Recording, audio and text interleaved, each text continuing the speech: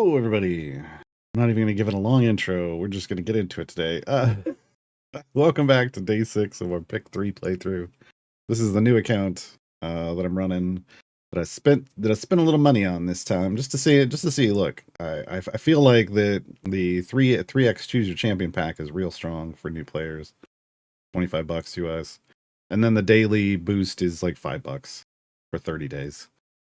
So we did those to start, and it's real strong. Yesterday we did tier 1 and 2 of Sheila's first variant, but then we can only do tier 1 of the other two because I think we're just lacking in favor. I think we've got the champion power, but we didn't have the favor. So today we're gonna dive into a deep run. This is a garbage formation though, so for favor we're gonna go over to Volo's free play. And we're going to do that. Get off my screen. That has not been useful at all ever so far. Also, Gale, get out of here. Gale was here for reasons, but he can go back on the bench. Let's see. Where are we going? We're going like this, and we're going like this, and we're doing a little something like this. Yeah, that's probably good. Start. I mean, you can tell we don't have a ton of favor because I can't even level people up where I need them to be leveled up to. So yeah. Because it's a deep favor run, we're just going to go ahead and throw down the purple potions. We'll add some click damage later on, maybe, or maybe not. Yeah, probably. Just not anytime soon. We'll see how far we can go. We may not be able to do. I mean, we've got a few hours here, but we got like 3 hours before Dev Insight, so we're gonna see how far we can go. And feeling maybe we're gonna be okay, but honestly, deep runs can. I mean, you can go real far sometimes. So you know what? We're gonna go ahead and do our first super fast. We get double potions. We got a huge and a large. We're going so fast. We're gonna start there.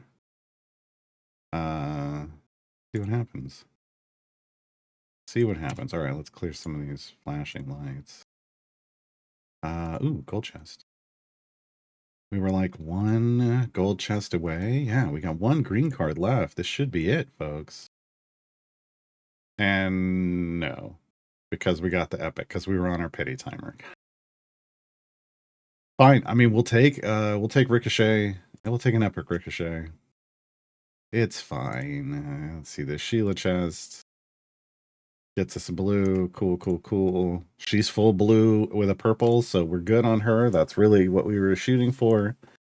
I mean, that's, you know, this is coming online. In terms of rarities, obviously we'd love to get her average item level up, but first things first, we want to see 5 blues and 1 epic out of all of our event champions. Because there's no reason that you can't get there. So, making our way. Daily rewards. Boom. Hello, Nighthawk, Jules, Sergeant. Welcome. So let's see, how many gems do I have? 624. Awesome. So we do have enough for 1 more gold chest. And this definitely should get rid of our... Yes. It was just Tyrell. It was just Tyrell tall guy sitting over here that was having an issue. So if we go evergreen, all, and we go down to greens now, see, all the greens are gone. All the greens are gone. And the items are blue. All right, so so this is the long haul. Trying to get this full epic. I mean, look at that. There's very few epics. So what we got? We got 14 champions, and it's easier just to count the epics we have than to count the blues that we have. 1, 2, 3, 4, 5, 6, 7, 8, 9, 10. We have 10 epics out of what, 14 times 6 is 84. So blue cards left 74. That should be correct. Yeah. 14, 6, carry the 2. Yeah, 84, and then we had 10 epics. So this is going to take a while. 84 or 74 means if we're running the worst case scenario, running the pity timer, that's 740 gold chests times 500 gems a piece. That's 370,000 gems.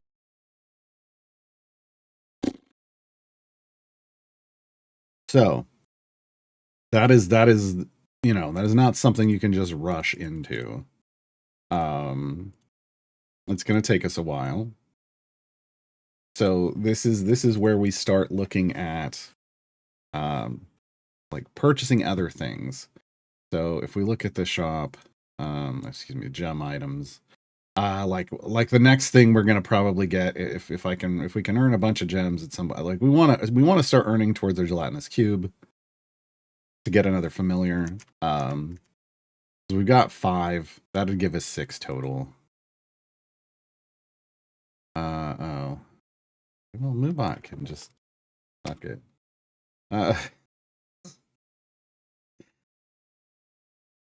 Moonbot can puck Yod's cuff. All right. No shit. No shit. Moobot, no shit. There. See? Moobot, no shit. Today's code is rough. Oh boy.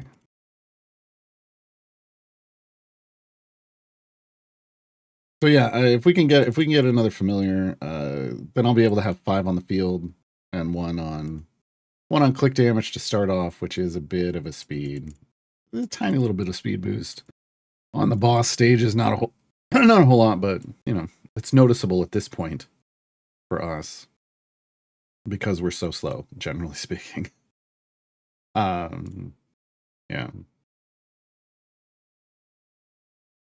Let's get everybody leveled up. All right. Awesome. Yeah. Alternately, we could put 6 on the field and kill those distractions automatically as well with that. So, another familiar is going to be nice. It's just going to take a while to get 5,000. But we don't necessarily need to be chasing waterfalls. I mean,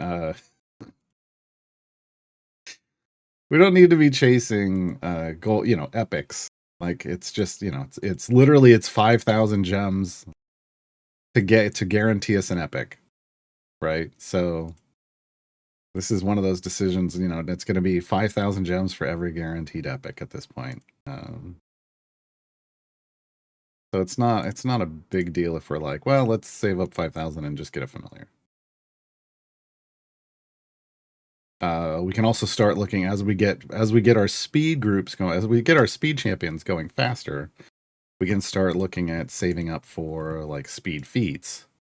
For instance, Diana has a 12.5k gem speed feat called We'll Be Right for both Keep Up. And that's going to actually let us earn more gems as well. So that's going to be one of our first feats that we purchase, if not the first feat that we purchase. Because we don't really have any other speed champions right now. Just her.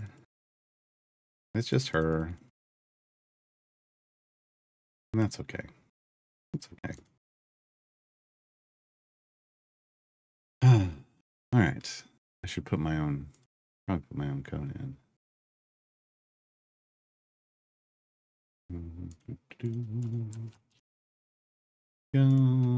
What else do we have? A couple more from the Discord. I gotta put all these in on my main account, or not, I guess. Main account's just been gem farming. I did the math. It is get about 72,000 gems an hour. So about 1.7 million a day. Seems to be pretty consistent.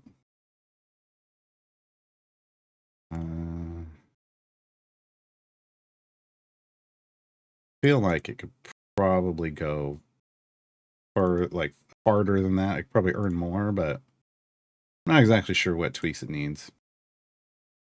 And we're going to be playing this account for a while anyway, so it can take a while to get to the next step if it needs to. No super fast rush. What else we got? What else can we look at here? Nothing really. I mean, we're qualified for Mert, except for we need the time gate piece, but we just got to wait for the drop on that. We don't have. I guess there is a way. We looked in the shop and found it, or I guess if a wild offer came through for platinum that had a time gate piece in it, for something we wanted and we could afford it, we could get it that way. That's something that I didn't think about. But I don't really pay attention to the wild offers. Do we have a wild offer? Wild offer. No time gate piece.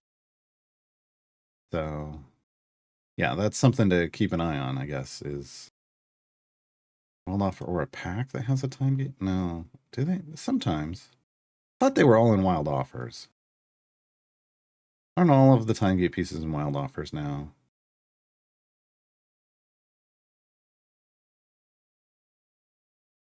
I think so.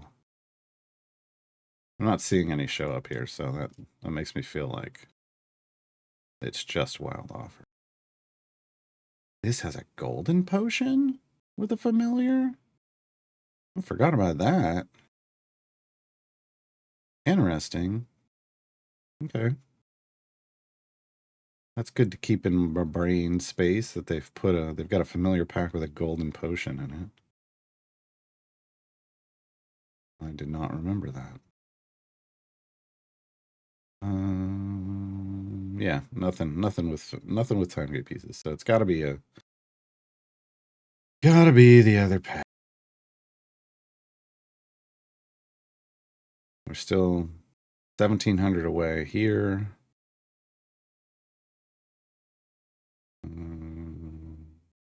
Yeah, none of these are. We got to spin some gems or some fish at some point, but we're not quite there yet.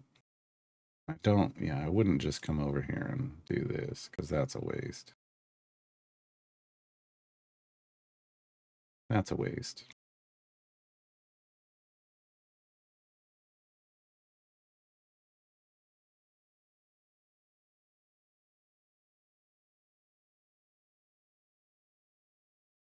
And I just remembered, I'm like, why is it so quiet? Music. Every day, folks. Every day I forget the music. There we go.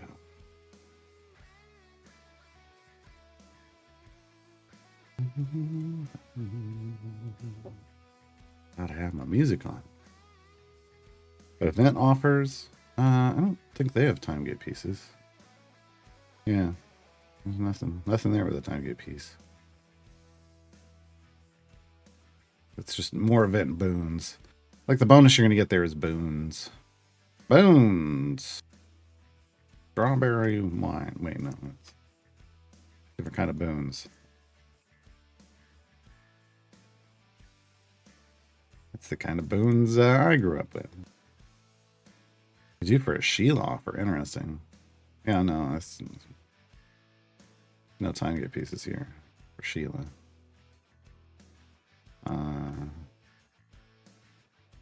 Yeah. That's just a chest. That's just saying, hey, go get chests. Yeah.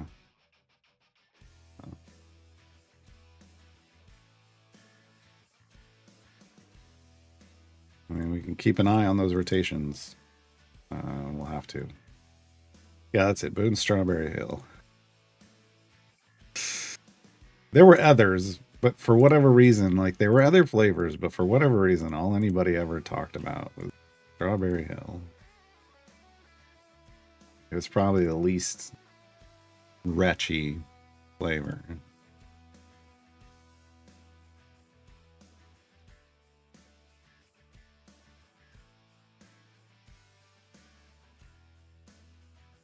All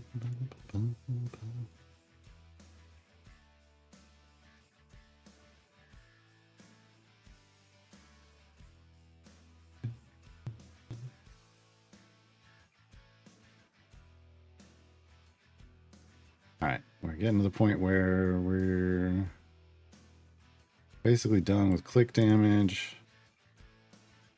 Throw a fire breath on. And just go.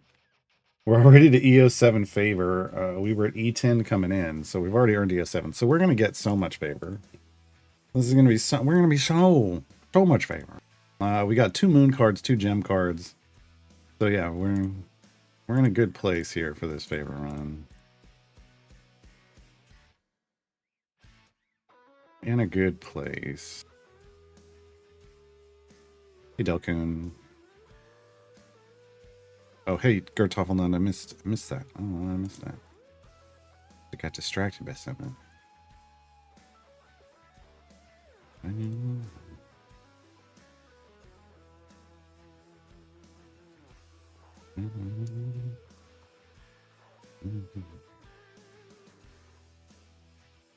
Once again, this is a bit of an odd formation. It does have power. Eliwick is buffing Ishii, and so is Nayeli, which we don't always get, but Eliwick is not a tank. Eliwick is not a tank. So, you know, we'll see how this goes. Yeah. While we still only have Nayeli as a tank here, because Paulson is not. We kind of have to deal with some weird setups. Hey, Backlog. It was just in the middle of the VOD for day 1. Yeah. Oh, man. Yeah. Oh, it's ridiculous how much progress we made. It's last Thursday. Yeah. The Pick3 option is a bit ridiculous. Yeah, in terms of power. It definitely sets people off real strong and lets you just kind of cruise. I feel like it'll make up for a lot of, you know, like new players not necessarily knowing a whole lot. It's going to give them a good power curve to make up for, you know, lack of knowledge. Smooth things out a bit. There still aren't enough gems, green gems, but having Eliwick helped.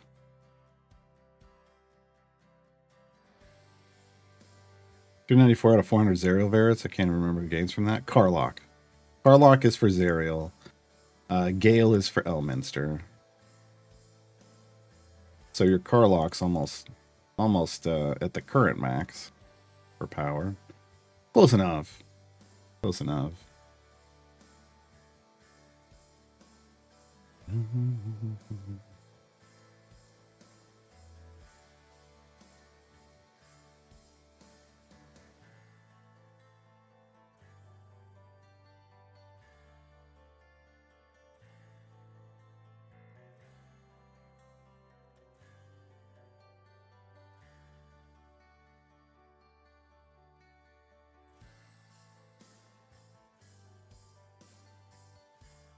Oh, max is 462?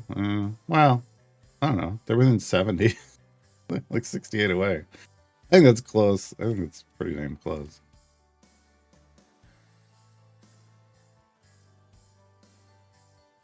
Fifth event slot is free, no clue why. All the characters. Brady and Akira.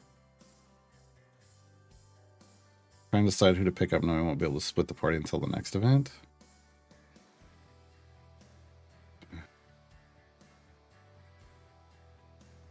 So if the fifth one down here, it's because you got a boon. That's what this one, or you just mean 1, 2, 3, 4, 5, or are you talking about? It's not even fifth. I guess it's fourth. Like there's 4 flex slots, but this one opened yesterday. So if we're just counting 1, 2, 3, 4, 5, this one opened yesterday. It's 3 time gate pieces.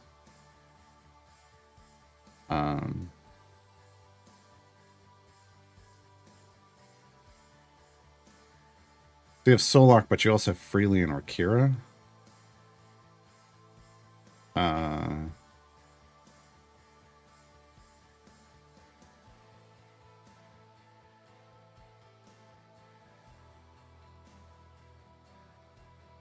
I mean, Dorbu, Narak are strong. Dynahair does have a speed effect. It's not going to trigger a whole lot early on.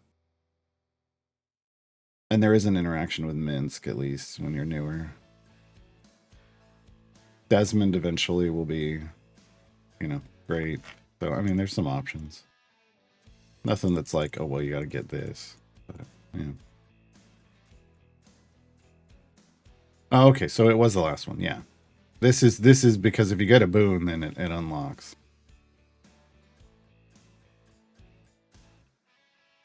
But to be, it is the fourth flex slot. There's the Solok is in the first. These are the featured champion slots, or the top two. Then this is the first flex slot, second flex slot, third flex slot, fourth flex slot.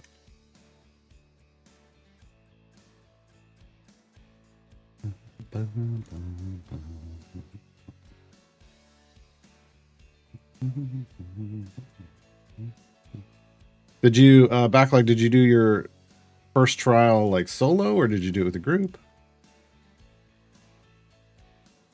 Question was first day. If you said in it, you said that Ishii and Stronger have synergy. Sure, figured out how. Can you? Can't figure out how. Oh, every time Strongheart crits, they increase the buff that they give to adjacent champions, which Ishii should be adjacent to them, but they also increase their attack speed by half a second. And so there's this loop they can get into where, especially if you add in like, well, Sheila's got crits now, but also Duke Ravenguard is the strong one,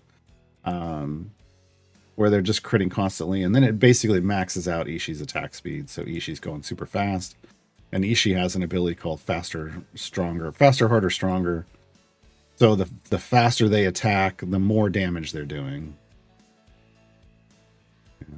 Did it with a group, okay. No worries. I mean, just getting it done. Those achievements you can get other ways. Like they can happen naturally as you're playing. It's just some people like to do as the first one solo just to force it. It's not necessary. It's more for achievement hunting than anything else.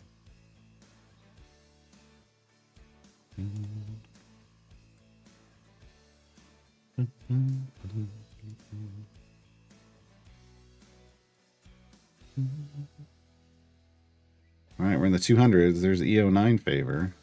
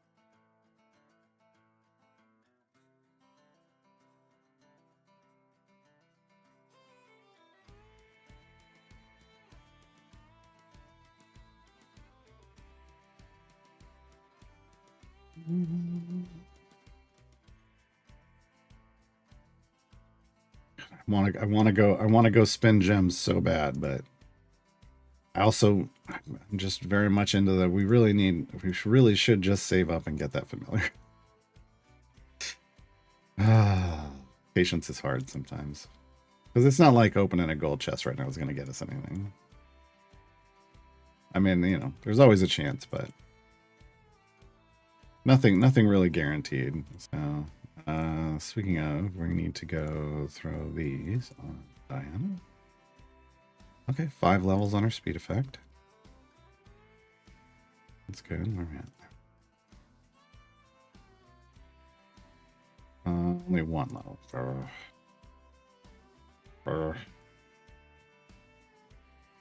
Yeah, that didn't go there. All right.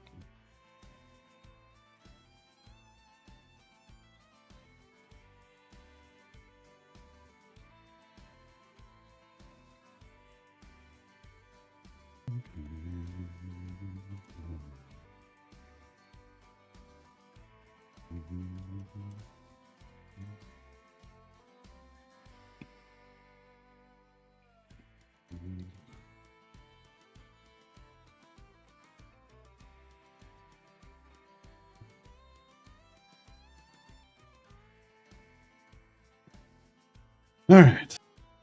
Basically, our next kind of investment is into Diana to get Diana to 100 average item levels. We did with Eliwick. Eliwick said, oh, there it is. 100.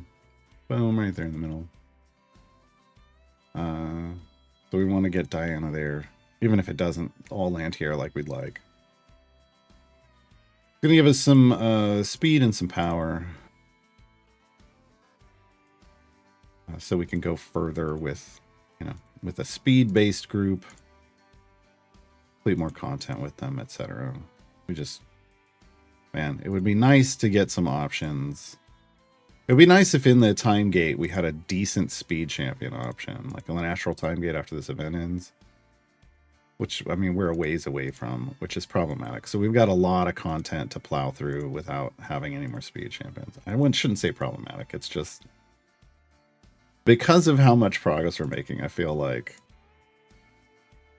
you know, normally if we had this much power, we'd have more speed champions, and we don't.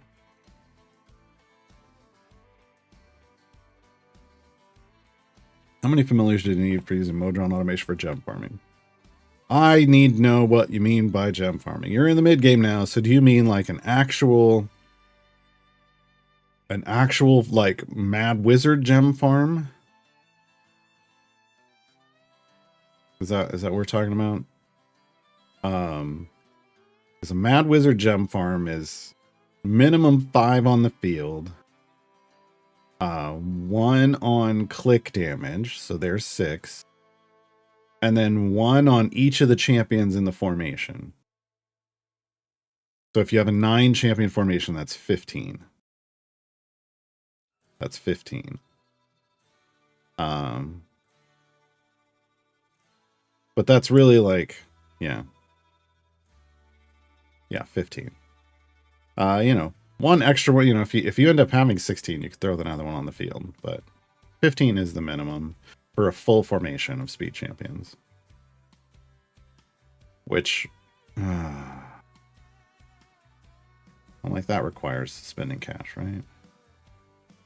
Because we have 1, 2, well, we had 2 here, 3, 4, 5, 6, 7, 8, 9, 10, 11. 12 is Guinevere. So yeah, it requires you, but you know, buying 3 familiars at some point. Oh, no. That's 12, and then you could have 4 from patrons. So you could get a full automated gem. Oh, that's good to know. Right? Because you got Mage Hand, Jeremy, that's 2. 3, 4, 5, 6, 7, 8, 9, 10, 11. Guinevere is free, that's 12. And then the 5 from, technically 5, but 4 early on from, but 5 overall from patrons. So 17. There's 17 you earnable in-game familiars. That's good to know. That is a fully familiar gem farm at the very least. Okay.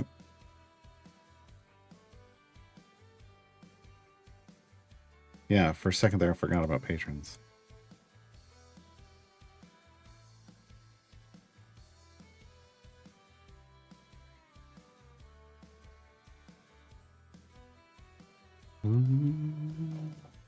So it's so 15 for Mad Wizard, 16 for Roots of Loom Lurch.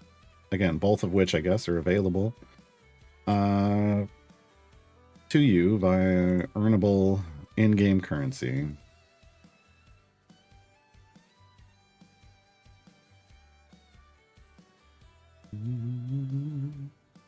I've always said I would like them instead of adding stuff to the bottom, like the high end of the patron cost.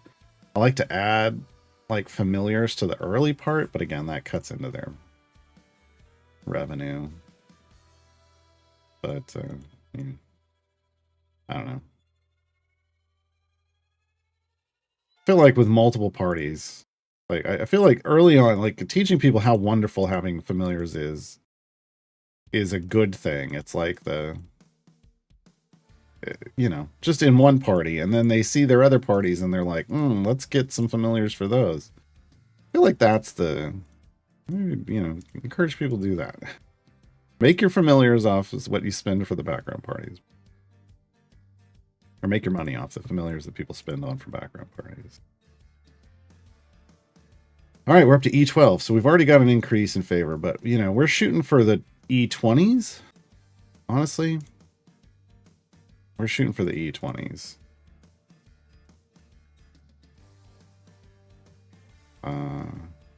We got E22 in Kalimvor, which makes me feel like we should be able to get like E25 here minimum.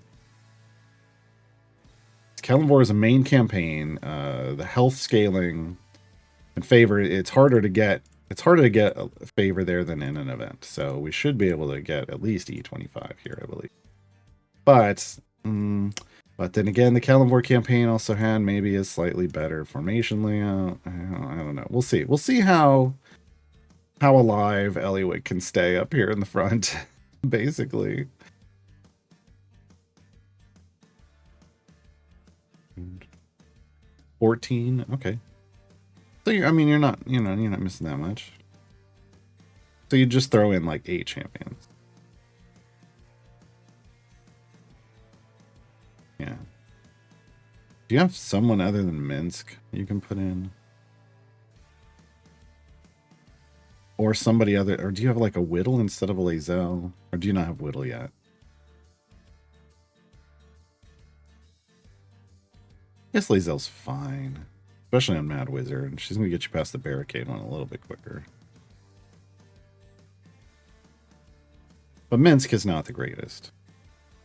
So if there's a swap for Minsk.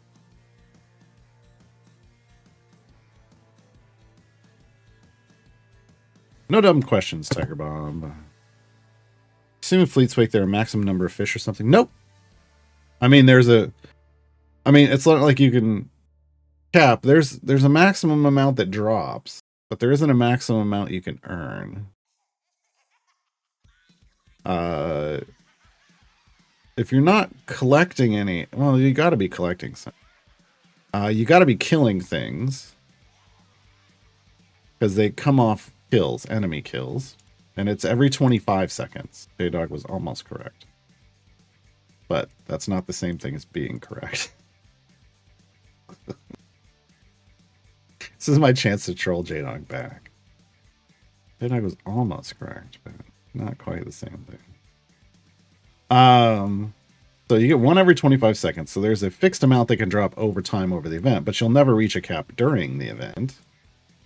Hey, bye, Shakira.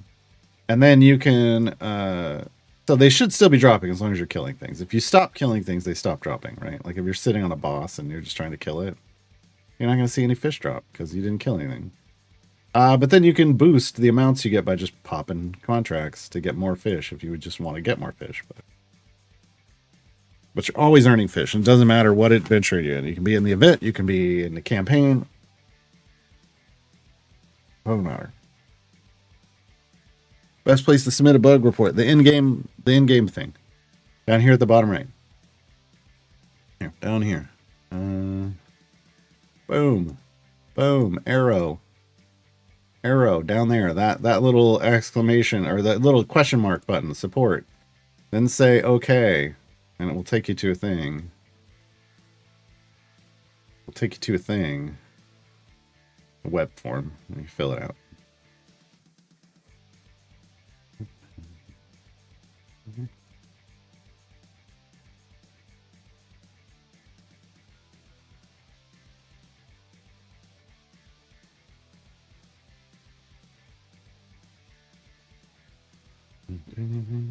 Yeah, and Strongheart also scavenges them if you have Strongheart, but event tokens, that is. But yeah, there shouldn't be any reason they would have stopped dropping.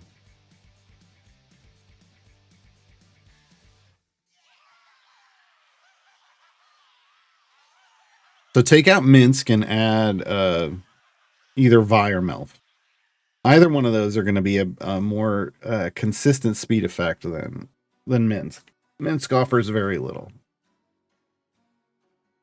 Yeah. Since you have a Lae'zel in there, you can use either Vi or Melf. If you didn't have Lae'zel in there, I would say Melf.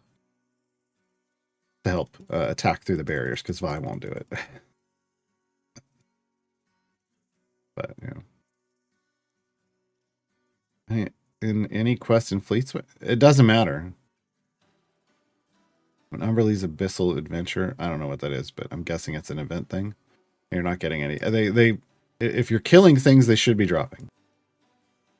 So if for some reason they're not, the first thing you do in Idle Champions when something seems to be off is you restart your client. But there's literally no reason the fish wouldn't continue to be dropping. Like if I've got 51,638, if we count off 25 seconds, I will come back and it will be 51,639. I'm not counting. I'm just gonna estimate. It'll happen. I swear it'll happen. If not, then there's an issue with their servers. But let's see. The thing is the server side calculation. The server keeps track of how many you should have. See, there it is, 51,639. So it did go up. So they are dropping. You aren't necessarily going to see, like, I'm going too fast to see them drop, but it is dropping.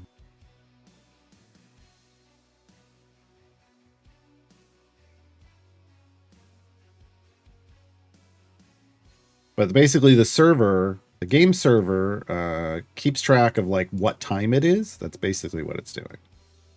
And then it's doing a calculation. Well, it's been this much time. They should have seen this many. They should have received this many fish. And they the server will check how many fish have they received, because it keeps track of that too, since the event started, like from these drops. And if you're behind, it will drop. It will either drop one or it will drop many if you're very, very behind. And now I'm at 41, so yeah, dropping. Yeah, so it's kind of an automated system. It's always worked. So if for some reason you're just not seeing it, could be a visual error. Restart your client. Restarting your client every day is highly recommended, at a minimum every day. Okay, we'll hydrate.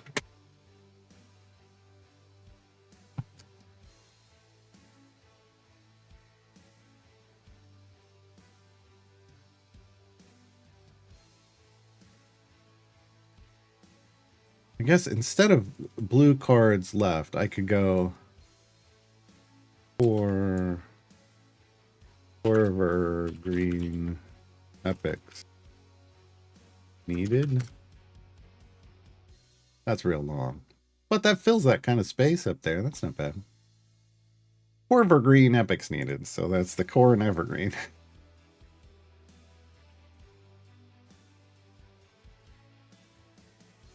There a list of all the scavenging heroes. The Saturday morning squad. So here's the scavenging heroes. The only one that's not on here is technically Strongheart. He scavenges event tokens, but all of these Saturday morning squads scavenge something. Now we were talking about this yesterday. There are champions that pick other things up, but they do not, like, their abilities do not state scavenge, right? Like these state scavenge. Electrum chest scavenger. Potion reagent scavenger. So there are some others, like Ishii will now get you item levels for her. That's different though, because this is just affecting her, right? Scavengers give you resources that you can use for your account. Ishii just gets herself something. Black Viper just gets herself something. This is why they're not labeled as scavengers. Some people will like to put them in that box, but it's not. Literally seconds after hitting submit on the bug report, the game gave me the achievement I thought was bugged. So just open that report up, hit reply, and go and tell them that. But at least they should know that there's something off. Something's maybe a little off on the trigger. Like, it gave it to me late, but it should have triggered earlier. I mean, you can at least tell them that part. And then they'll deal with it. They'll review it. I do that sometimes. I will submit a bug report and then suddenly it will fix itself and I'll be like, huh. And I'll just reply back because there's still something weird going on, right? And I restart my client every day, so I'm at least on the healthier side of memory issues. And I tend to not submit a bug report until I've restarted my client. And most of the time, when I remember. Most of the time.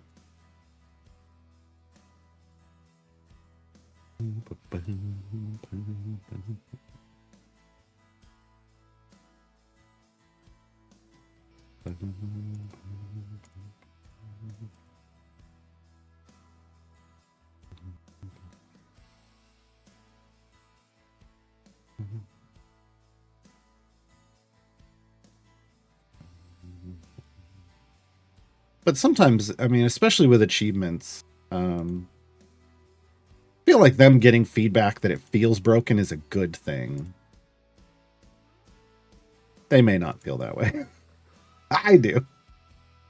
Because if it feels broken, that's not something you want your players to experience, right? Backlog Battles, thank you for 2 months with Prime. Much appreciated.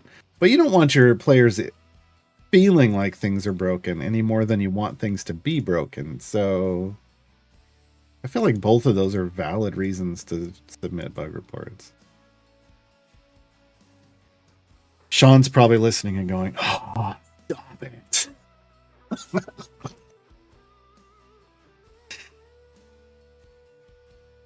But I am definitely in the on the side of, you know what?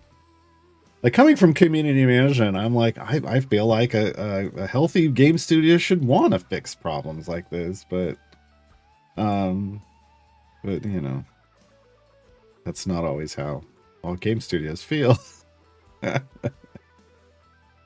So yeah, bad vibes for players is bad for long-term health. That's my take. Yeah, that's my take, but that's not always, you know, clearly that's not always how people address things. Again, and I think we talked about this before. There's this thing that I call failing or succeeding in spite of yourself. There are companies that succeed in spite of themselves and their decisions. I've worked for one. I've worked for one, which is why I say this. But like an example of success in spite of yourself is World of Warcraft. Man, I tried to play World of Warcraft multiple times, and the beginner experience was just not great. Like, initially when it came out, the beginner experience was not great, and yet it was succeeding. People were flocking to it, and it was for reasons other than the new game experience was great. And then later on, they tried to fix the new game experience. And I went and played it, and it was still punishing to new players. There were still things that could hardlock players from progressing. And clearly, you know, after all the years, it was years after, they just didn't care. They were fine with the people that were enough people were getting through. They were making enough money. They didn't care. They were succeeding in spite of themselves. They could have had a much more successful game, but they were so successful they didn't care. So there's a point where people and corporations stop really caring about providing the best experience, like a good experience, and making the most money possible. And instead, they're just like, well, we're providing a good enough experience. Let's just try to maximize our income off this good enough experience. And because they think that they're doing the best they can when they're not. And when you try to criticize them, they're like, look how successful we are. And it's like, that doesn't mean you're doing the best you can. Wish it would just auto renew. No, it's because those are the free ones. You know, that's from subscribing to Prime. They want to make people do that manually in the hopes that people will forget. That's what they want. They want people to forget about the one that the people don't have to pay for because it comes as part of their Amazon subscription. But they want the ones that the other subs that you pay for to happen automatically so that you'll forget to undo it. All right. You got to think about it from how can they make the most money perspective. It makes more sense for people to forget the Prime one, because then they don't have to pay some streamer the money from the Prime sub. Yeah. I worked for Blizzard. I know this phenomenon all too well. Okay. I ran into it first. Well, I ran into it in a lot of places, but the one that annoyed the hell out of me was working for an insurance company and watching them just, because they were climbing in rankings and gaining ground on other insurance companies. They thought they were doing the best they could do, and yet I was watching them ignore their own statements from years before when I came on board, and I was like, you're doing exactly what you said not to do. Why are you becoming hypocrites? And they're like, oh, look how successful we are. And it's like, nope. Oh, losing levels is a whole different thing. But this was the thing that got me the thing that got me the first time is when it first came out, you could not progress solo. You had to, there were things that had to be done with groups. There were quests that were tuned for lots of people. And if there weren't lots of people, you were screwed. And because I hadn't joined with massive amounts of people, it was like a month later or 2 months later or something, I couldn't progress. I couldn't level my champion. I couldn't continue in the quests at all. And my friends the people I knew that were already playing didn't want to get off their mains and create an alt to help me, because then that meant they fell behind their leveling groups at the higher end too, right? It was just a bad scenario. Later on, they made it easier. So years later, they made it easier for you to level solo, because they realized, well, people are just going to start the game solo now, because the game's been around a long time. We got to give them a better experience. But then there were places where people of other factions could come in. The other faction could come in and kill your quest givers and receivers and absolutely halt your progress and just sit on those spots. And they were so big and strong that you couldn't do anything about it. And everybody's response to this when I told them about it is like, yeah, but then you get into chat and you have people come and you kill that person, like get your clan or whatever. And I'm like, this is my main account. I don't have a clan or guild or whatever they were in that game. Like, I don't have anybody to call. This just, stop blaming this on other. Again, you're requiring other people. This should just not be an issue. They solved it in Warhammer Online Age of Reckoning. You literally, if you were in the wrong faction and you walked into somebody else's quest area, you got turned into a chicken.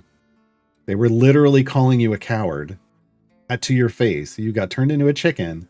And if you got near an NPC, the NPC just smack you once and you'd be dead, because the chickens had like no health. And it was a great thing too, because there was an emergent gameplay around chickens where we get in chicken fights because you'd run into low level zones. As tier 4 players, you'd go back to tier 1 and you'd run into a zone and you'd turn into chickens. And then you just have these waves of chickens on each side running into each other and pecking each other to death. And it was glorious. But yeah, that alone, resolved the issue that was created. But WoW didn't care. WoW didn't care.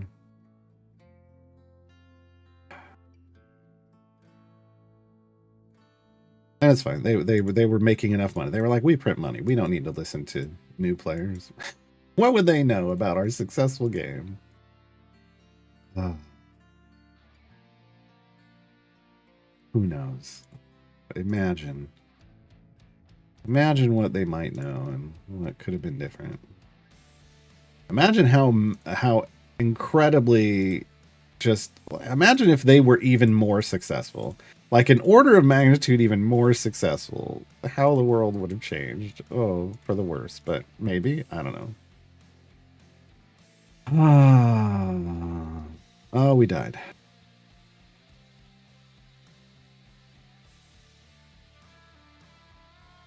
Yeah, Dramar, they had already invested. I mean, yeah, that whole real money auction house. That's one of those things that has to, early on, somebody wanted to try it, and that cared more than anything else. That, it was more important that they try it than that they not try it, because the potential to make tons of money was there. That was what was going on. All right, we're at E19.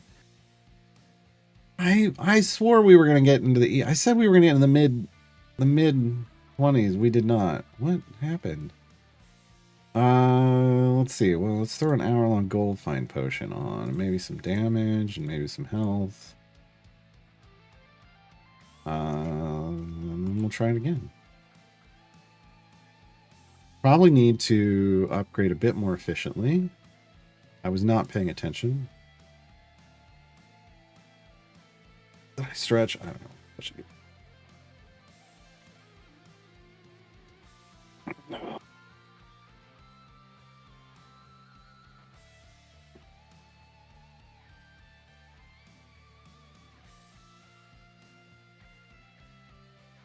Okay, this isn't bad. But we're definitely not earning as much as I had hoped. We may want to, at this point, shuffle, let's shuffle illegal cards. What we would really love is 3 or more moons for her at this point. Actually, maybe not even the moons. I mean, some good combination of moons and knights.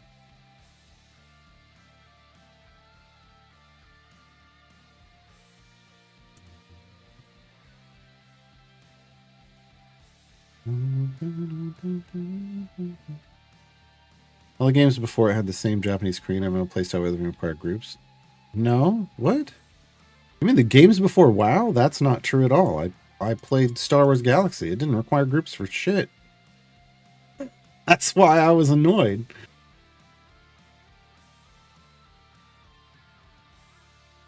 You could level by yourself to max. I know, I did it repeatedly.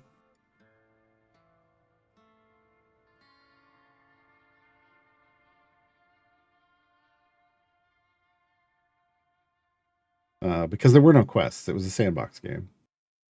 So that was the thing with WoW, was it was a theme park game, and you needed groups to ride the rides. You needed groups to ride the rides. Oh, if you just leveled up your character and then stopped, there was a lot of cool stuff in the game. That was the thing.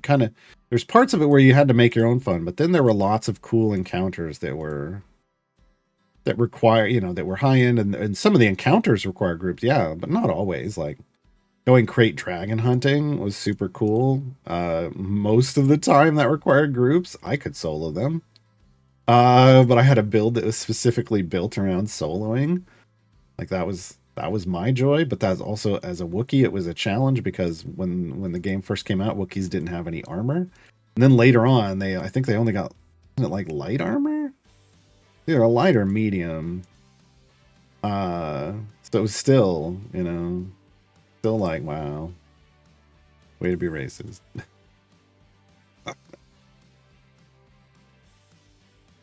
Genesis system was stupid and silly. Well, it depends. So it depends on. I guess it depends on when you started playing. Did you start playing pre new game enhancements or post new game enhancements? So could you just at launch? Okay. Yeah. I don't know. I thought I started around launch and I loved it. I didn't have any issues with Jedi because there were so few for so long. It didn't matter. It was after you could just start the game as a Jedi that everything kind of went downhill. But up until then, man, there was so much cool stuff to do.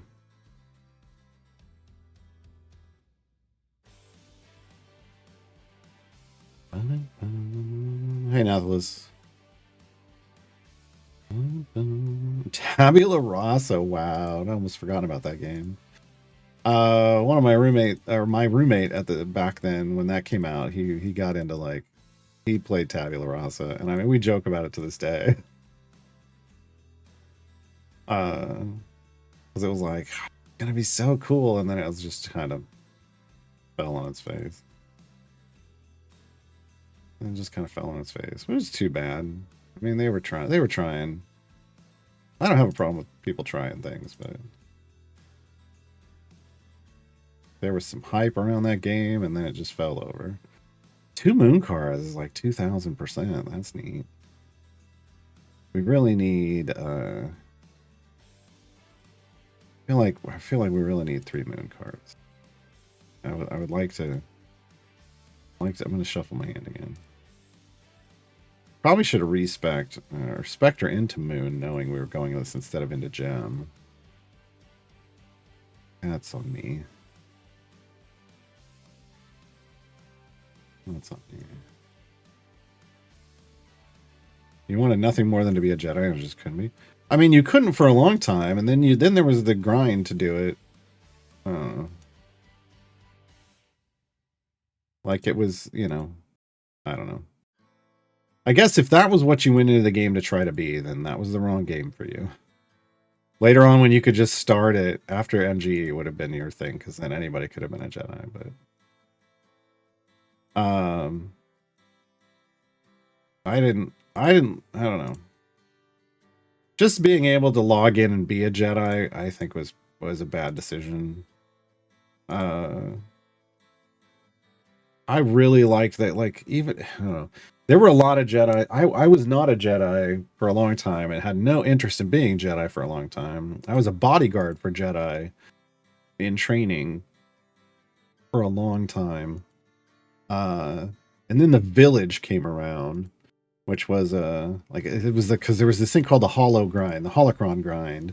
And you know, you loot a really rare holocron and you pop it and it tells you like one of the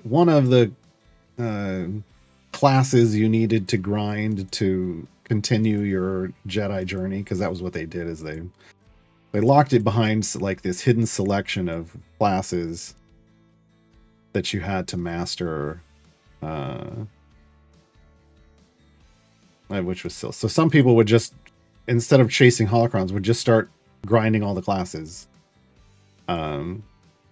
and eventually unlock it. Other people would try to chase holocrons, yeah, whatever you want to do it.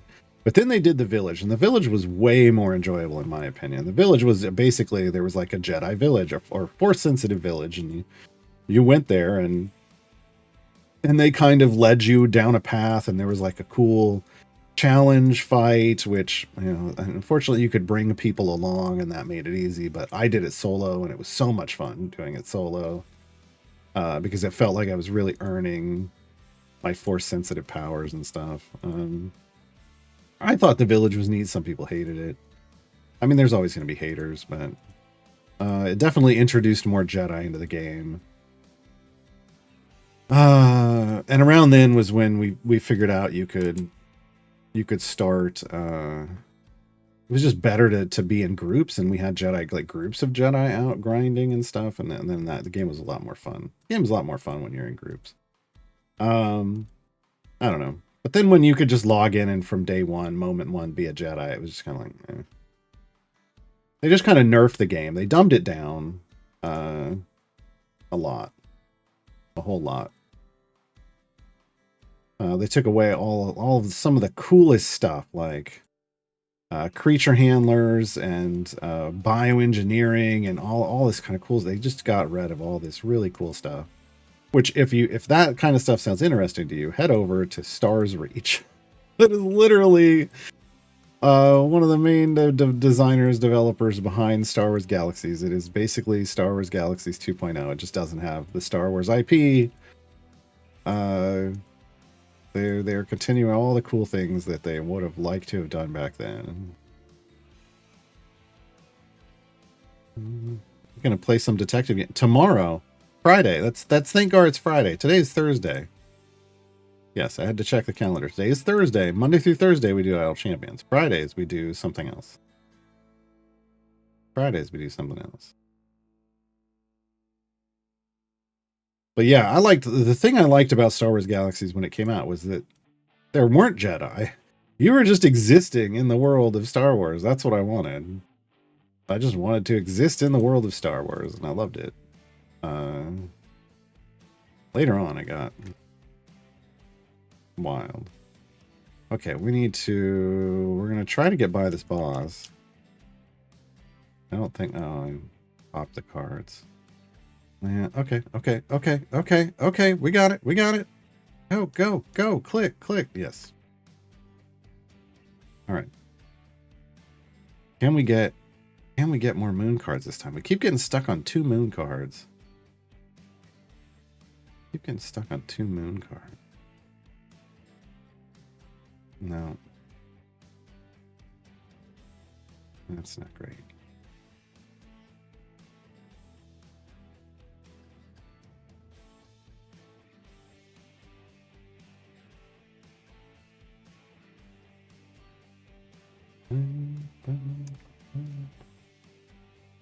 Yeah, Stars Reach is just wild. Like, full-on sandbox.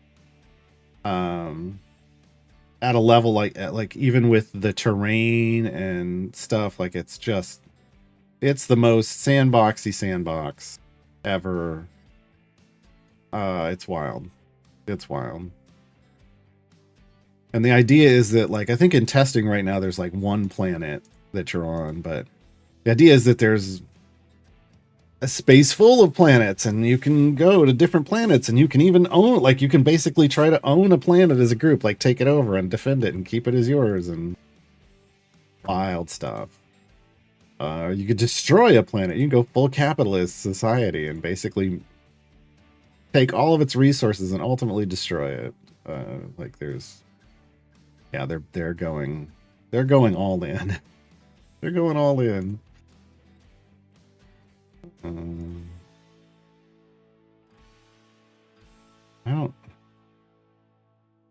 I don't know what you're asking, Five Cats. Today's not Friday. Why does everybody keep thinking it's Friday? Today's Thursday, first of all. I mean, you're saying a Friday. I thought a Friday update was in the pipes. Today's not Friday. Today's Thursday. I want to make sure everybody's on the same page. Today's Thursday. Yeah. I don't know what the devs have in store for patches. They could have a patch for later today. A lot of times they patch like after Dev Insight. They let David talk about what's coming in the patch, and then they push the patch on Thursday. I'm afraid of it telling you it's Thursday. Look, it's Thursday. It's Thursday. I'm sorry I threw you off by not wearing a Critical Role shirt today, but since there's no Critical Role today, since it's just the Weird Kids launch party, I didn't wear one. I wore a D&D shirt. This is my Desi Quest shirt. I love this shirt. It's so pretty. It doesn't show up as well probably on camera, but it's so pretty.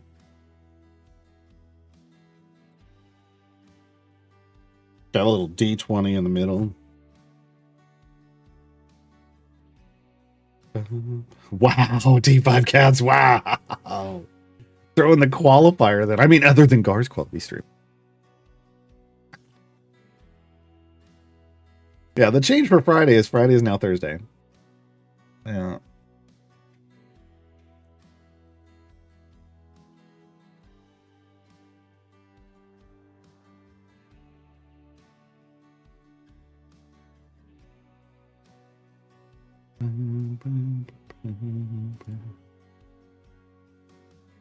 Okay. So what I was pausing was I was pausing to draw new cards. We're in the phase where we need like a good set of cards to progress. And as she dies. I don't know if I have any questions for today. I think I said that I was going to have a question, and then I don't think I wrote it down. If anyone can remember what my question was going to be for Dev Insights this week. Yeah, I didn't write it down. Okay, this is not... I mean, it's 2 night cards. I don't mind night cards, but if we're going to get 2 night cards, we need at least 2 moon cards.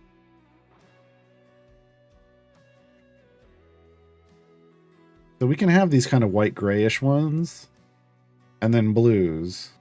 That'd be nice. We need good upgrades. These are not good upgrades. The reason I'm not clicking these are self-damage upgrades. That doesn't help us at all. What we need from them is a party upgrade. And see, I would have to put 130 levels in to get to a party upgrade. We're only 100 levels for one here, so yeah. We need one of these other ones, like Bond, Ashara Bond, anything from Ishii. Those are the only two showing right now. We either need an Ishii upgrade. Probably isn't going to happen. E72, yeah, we're a little ways off of that. E70, here. I mean, we're closer to this. A good Bond one would double our power.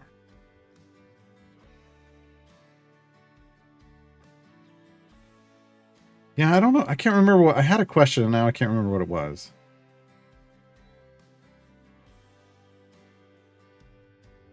I did not write it down. Well, usually I have my notepad up. Write those down, and I just missed it. And off the new player experience so far... I mean, obviously the Apothecary's nice. I don't have any questions about that for new player. Pick3 is nice.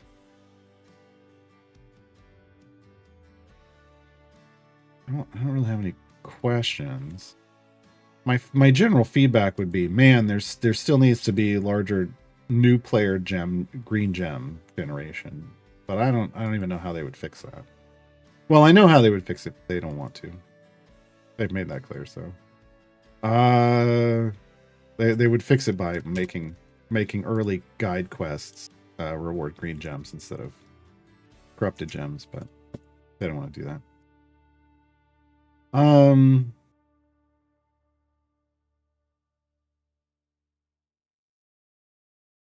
Yeah, time gate pieces, early time gate pieces, yeah. If the early quests awarded green gems and then like a bigger one here or there awarded a time gate piece, that would be cool. It doesn't, but those aren't questions. That's just early game feedback, and right now, like until they get to a point where they're like, hey, I think what we're gonna do next is work on the early game, like the new player experience. Until they get there, they don't. You know, that feedback is wasted on them. They have to be in the mindset for that, basically. Man, this would be a good gem run. 3. Oh my god. If only this was a gem run. It is not. Come on. Oh my god. 4 gems, 1 flame. Shuffling that's going to be painful. That's like ideal in any other situation. Any other situation. So let me look at the rest of this. So because I'm, you know, I mean, I'm not the greatest with.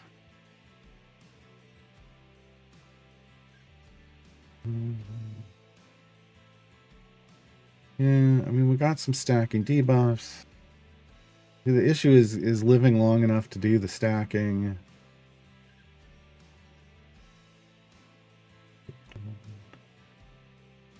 Yeah, we've got Diana placed so she's knocking everybody onto Nayeli instead of away from Sheila or away from Eliwig. So we're doing what we can there.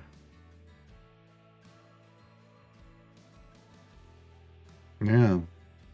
So we've got everything kind of set right.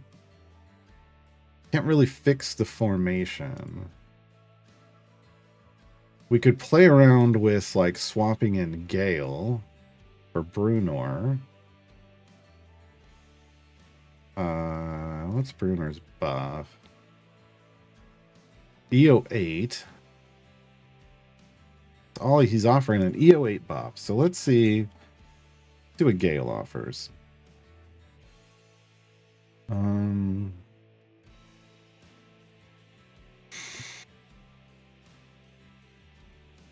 We could tank with Gale.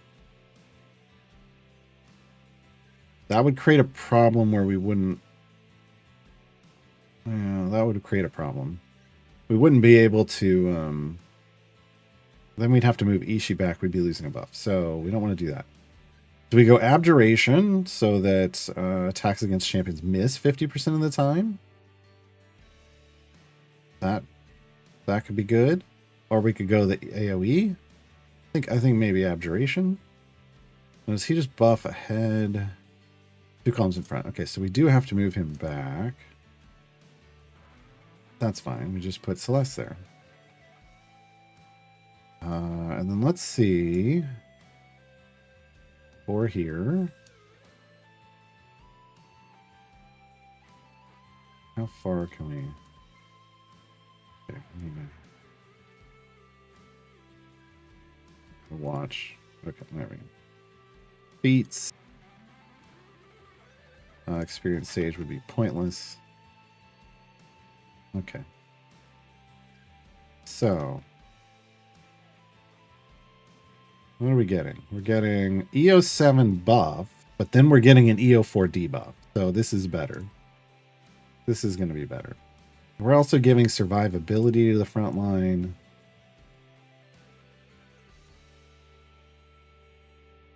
Yeah. Put another one of these down.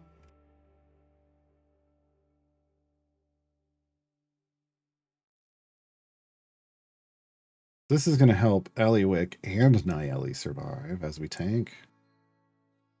Oof, barely. Nayeli's getting beat. Getting beat up.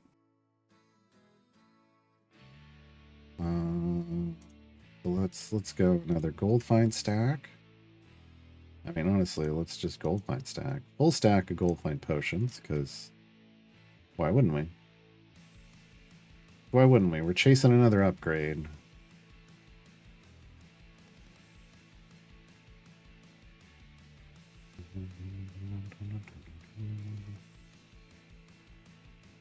Oh, and we need to shuffle Eliwick's hand. There's the double. Okay, so now we're doing double. We got a double on a bond. So there's a ton more damage. Yes. That's helping. Eliwick's gonna die anyway. Yeah. It's to be expected. She didn't have any cards in her hand.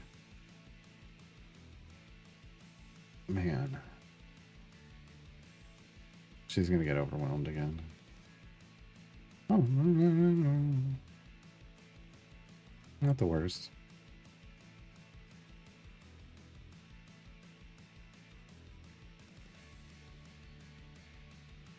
So we're spending some of our precious larger potions, but we're trying to get more. I thought we were going to get into the E25. It is killing me that we're actually not getting as much.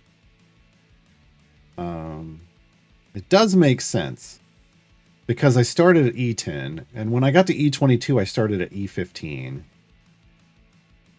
So I had a larger multiplier, so it does make sense. It's just frustrating because I thought we were going to still get even more.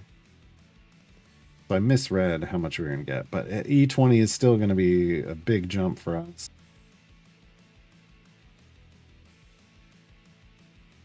Still going to be a big jump. Can we...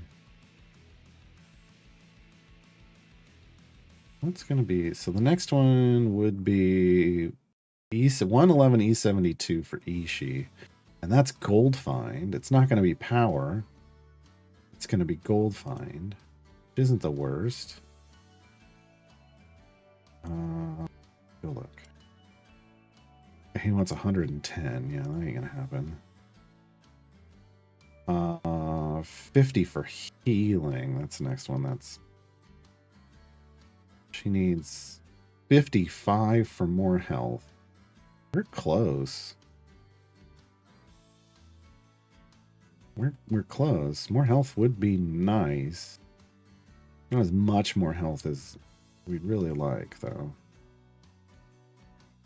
Calliope needs 50 for shielding.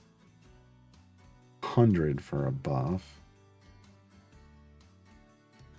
Sheila needs, what, 130, and we're at like 98.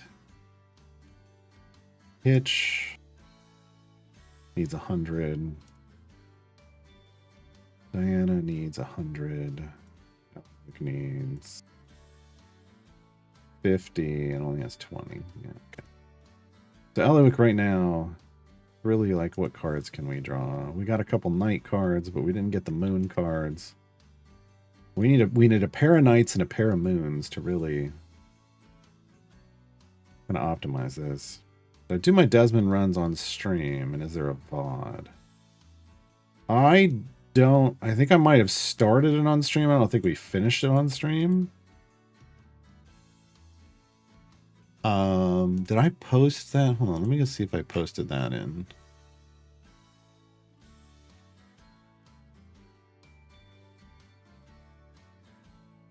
Ah, it is in, here, let me pull up the picture. Here's the formation I used. There's the formation I used. So it was, Wolfgar and Bobby up front, then Brunor, Kron. Kron is my DPS. Brunor, Kron, and Lae'zel in the next one. Then Desmond and Omen, and then in the back I had Duke Ravengard and Puent. And that one got me into the 440s, but again, everybody's power is going to vary. But that was kind of the setup I was looking to build, and it worked real well for me. Okay, yeah, I think we're just in the shuffle phase. We just have to shuffle the deck a bunch. If we can get the perfect card set up, we're only like 2 moons, 2 nights minimum. We need power and gold find. Pushing power and gold find. But we gotta wait like 8 minutes at a time. I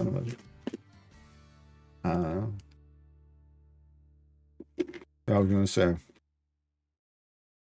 everything's falling off. We don't got a lot of time where we can do this.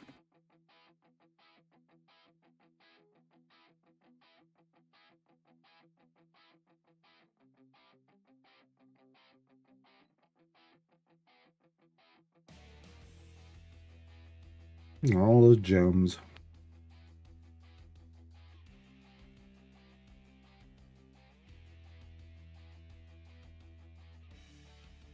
Do I dare try Volo?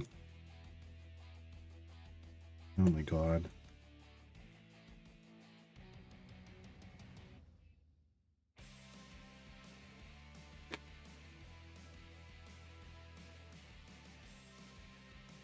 E10. The 1 E10.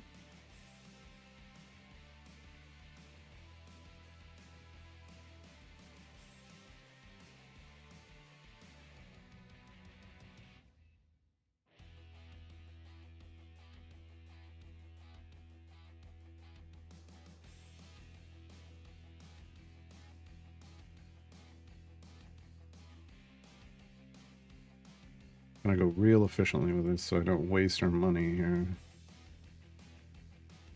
Well, let me go look at his buff. E6, well that ain't it. I don't even gotta finish that, it's not gonna get to E10 that quickly.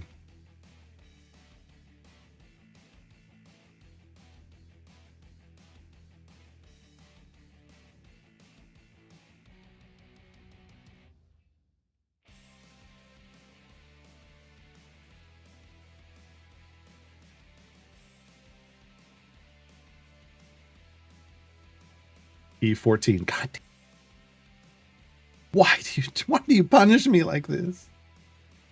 He's got an E14 buff.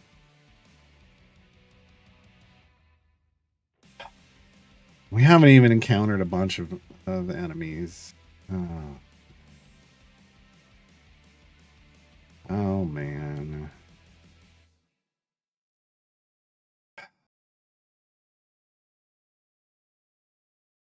Didn't even put beats in on him. Ugh. Oh. Ugh.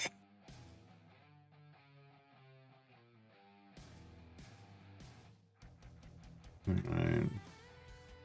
171 E14. 4 orders of magnitude better. Still need a better Eliwick hand. So that's rude. How dare you, game? How dare you? How dare you? So this is where I would save like a separate pushing group. Like if I was gonna do pushing for the Volo formation, this would go into, this would not be the speed group. The speed group would have Diana in it to go fast. And then the pushing group, this would be the pushing group.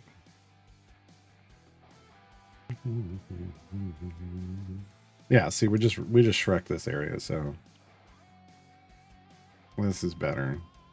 We're killing EO4 above area base monster health.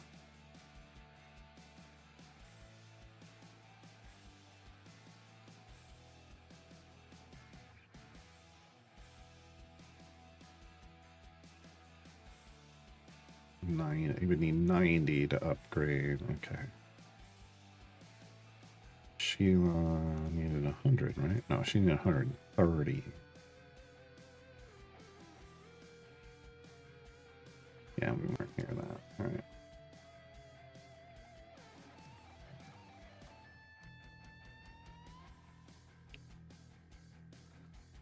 That's okay. What do we get? There's more gems than... Yeah, that's not great. Shuffle again. We can just get the 2 moons back. We're just going to have to... There's 1 moon. We get 1 more moon, then we're keeping this hand because... We don't have a lot of time to waste on these potions. Like on my main... Okay. Alright, we're keeping this hand. Not the greatest detective agency, but... 2 moons, so back to the 2,000% gold find. We got a fate, just boosting other cards. That's fine. We got 2 gems. Well, yeah, that's not the greatest, but we're gonna move forward with it anyway. We're gonna move forward with it anyway. And I'm gonna throw down 5 minutes of this. I'm gonna just kind of maximize our gold gain here.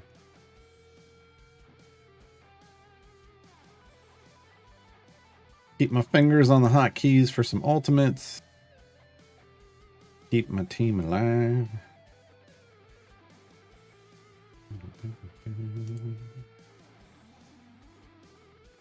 Where are we at? E21. Not going up as much as I would like it to.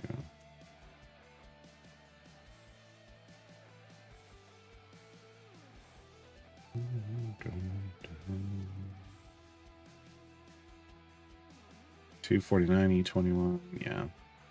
So, you know, if we can hit E22, great. Otherwise, I think we're kind of capped. I was hoping for E25s. I misjudged how much we were going to get off a base. But hey, there was some more gold find from Ishii right now. Let's see if that can help us out a bit. Getting to next upgrades. But basically, if you can get into an upgrade train where basically you're like, okay, well now I'm earning enough gold and now I'm clicking off all these upgrades, then you can push whatever your wall was. Maybe if you get into the right upgrade set, you can sometimes go another 50 to 100 areas. It can be wild. It just depends on, you know, are you hitting an upgrade desert, what I call an upgrade desert, where it's just champions are getting a lot of self-damage upgrades, which don't help you at all. Are you hitting a grouping of good group upgrades that are really what are going to push you forward? Let's see. Ways away for most of these. So let's see. Gale needs 110. He's 2 away. He needs 2 banked. 2 banked. And able to move forward. No, that was going to be better here. There it is. So there, he just got an upgrade. I'll earn some more. That spent all of our banked money.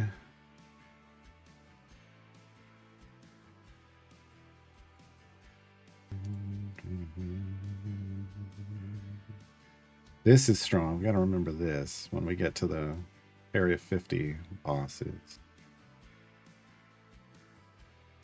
Okay, 1610 on her. 50 gets us better survivability up front. We'll take that.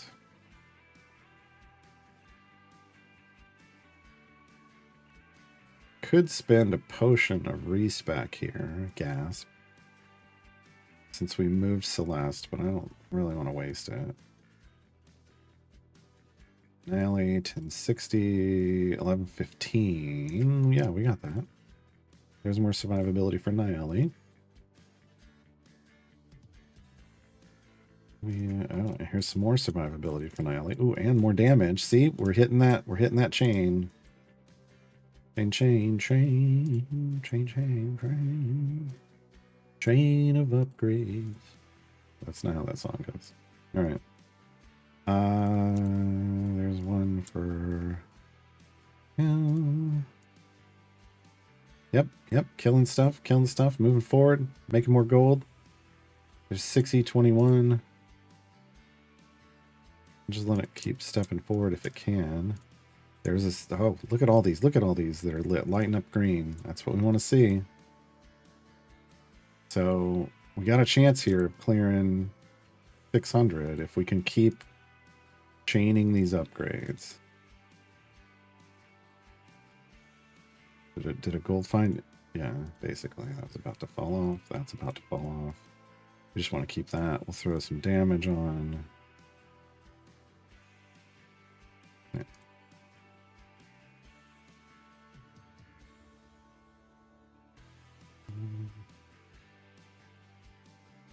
960. What's the next one? 1050.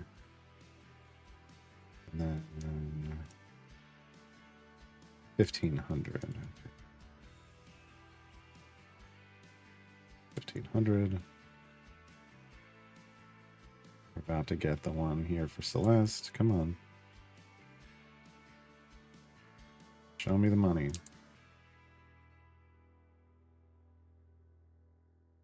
There it is. There it is. About to get another one for Ashara.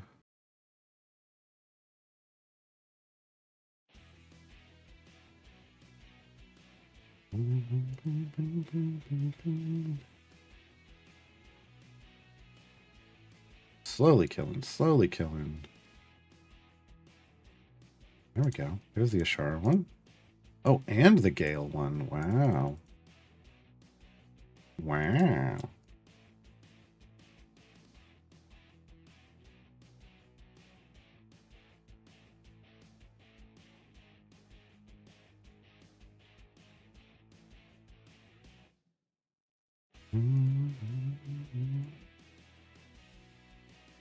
So see, a little patience. We're almost to E22. A little patience and some efficient upgrades.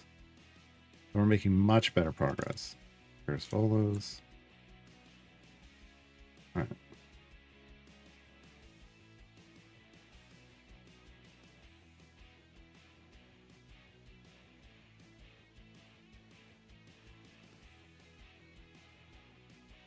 There's this over here.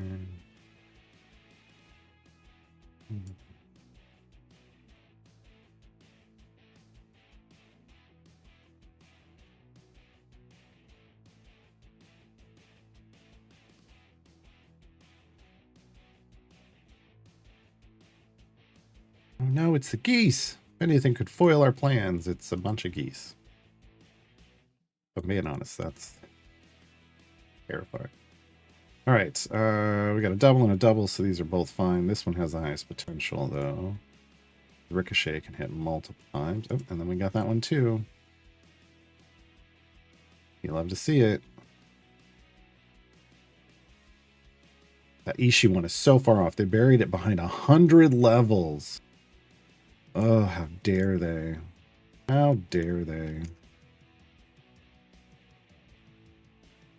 Usually the self buff ones are going to be the biggest, like for the DPS. Are usually going to be like your biggest chances at lots of damage in a single upgrade, but they like to bury those sometimes. And this isn't even self-damage. That's just to damage all champions 100%. Oh, that's horrible. 100%, 100%. So both of these are in this. Oh, we get them both.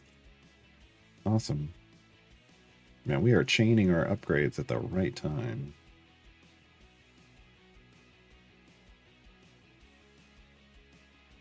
Definitely chaining our upgrades at the right time. if we can beat the what's the tentacle monster, the Kraken. I mean, it is. If we can beat the Kraken, right after that is going to be our wall, because the health multiplier is going to go up by quite a bit. So we're into E22s though. I'm happy with that. I wanted higher, but it is what it is. 100%, 200%. Oh, so same upgrade. We're going to go for the triple damage instead of the double damage. And then we still get the double damage anyway. Nice. Nice. What's Vola got coming up? I believe I just said those words. A triple at 40 levels. Triple at 40 level. Yep. All right. Here comes the boss. Here comes the judge. We're going to be ready for this. I'm going to instantly ult and start dropping stuff to try to... Nope. Yep. There we go. Took a second. And we get an achievement too. Just another 100. We're clearing 600 for the first time. Thought we were going to hard wall out. We did not. Okay. We cleared 6. Oh, because 601 is lower than the area before. Yeah, we're back. We're going to wipe here. Absolutely. Understood. Oh my god, we moved forward. I don't understand. We should be dying. We should be dying. Okay. We get an upgrade here for a double. That's a double as well. I think he had a triple over here, though, but we don't have enough for it. God dang it. I just spent what I could have gotten a double with. That was a bad decision. Check what monsters Bola's already seen you go back to an area where you're still missing some. No, there's only 3 types of monsters in this run. Oh, wait. No. 1, 2, 3, 4, 5, 6. Well, we've got all 6. I don't know what's here. Doesn't tell us what's here. 6 isn't bad. 6 isn't bad, though. Lucky Rider, thank you for 41 months.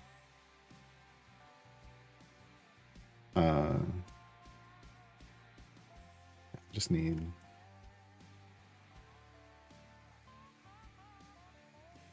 There we go. There's the upgrade.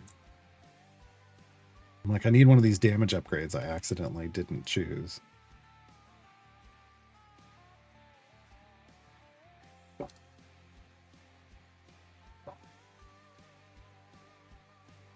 All right. 445 E22. Creeping up.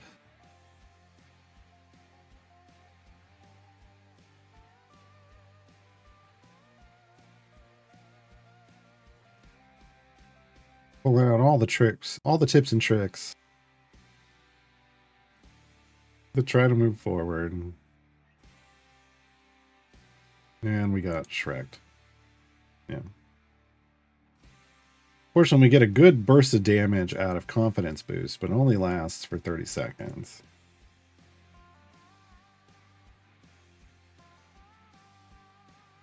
Well, no, look. I want to be very clear. We don't call something evil just because we don't find it attractive. Let's not do that. We don't call something a monster just because we don't find it attractive. Let me put it that way. So yes, there are evil monsters and there's Vola. Don't forget, well, yeah, we don't have a Van Richten champion yet. Should be 7. Well, if you can tell me where the 7th is, I'll go get it. But we're kind of pushing, so... Am I missing Fae? I don't know. No. Aberration Beast, Fae, Humanoid, Monstrosity, Undead. I mean, I've got a guide that'll tell me where the other one is, but I feel like if we just keep pushing, we'll hit it at some point.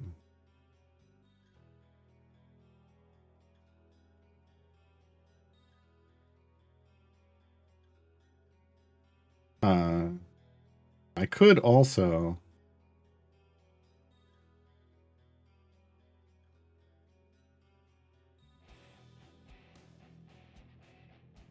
Humanoids, beasts, undead, fey, monstrosities. Was monstrosities on that list? Yes, damn it. Humanoids, beasts, fey, undead, and monstrosities. We already got all those. Minsk, thanks for nothing. I was gonna try. I was gonna try to use Minsk to give us another one, and didn't work. What fell off? I was like, something fell off. A little bit more of our gold find fell off. Fortunately, now we got to keep these stacks up if we want to get comparable.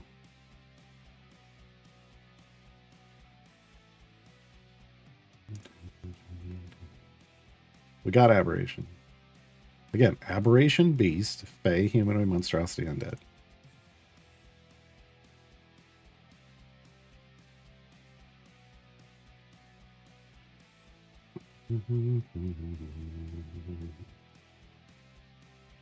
E75. What are we coming up on? Gale's got a double. That's really it. We're really trying to get 827 E75, and we're not doing that very well.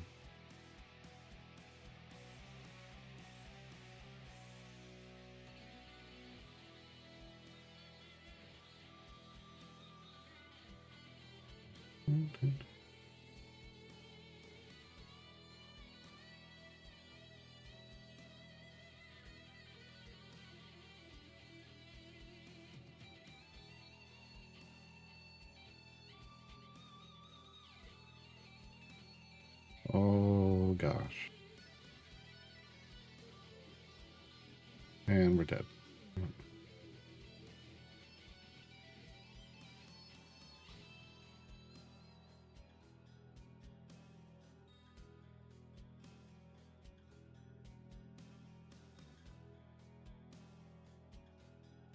There's the double. There's our last upgrade, most likely. We are not earning gold fast enough at this point. So this is the end of our push. 544 E22.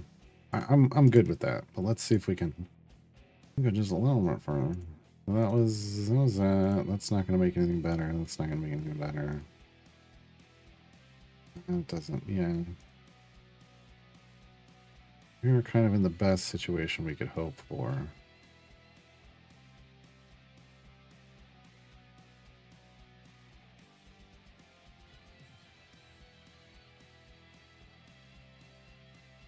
Oh, beat the boss. Pay the cost to beat the boss. No, that's not how that works. 76s. Flappy's got one in the 76s, but it's not great. All right, we're done. Okay, so we got a deep run because we used a bunch of speed. It didn't take as long as I thought. Less than 2 hours. Less than 2 hours. We got a bunch more favor. I want to say we more than doubled our favor, which is literally true, but going from E10 to E22 isn't like E20 wouldn't be doubling. That's not how scientific notation works, and I understand that. But our orders of magnitude doubled. We want to think about it that way.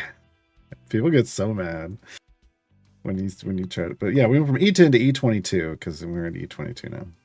Man, we're creeping. Still creeping. Oh my god. I mean, I don't hate it. I don't hate that we're still creeping. How well are we creeping? That's 60. Oh, that's too far away.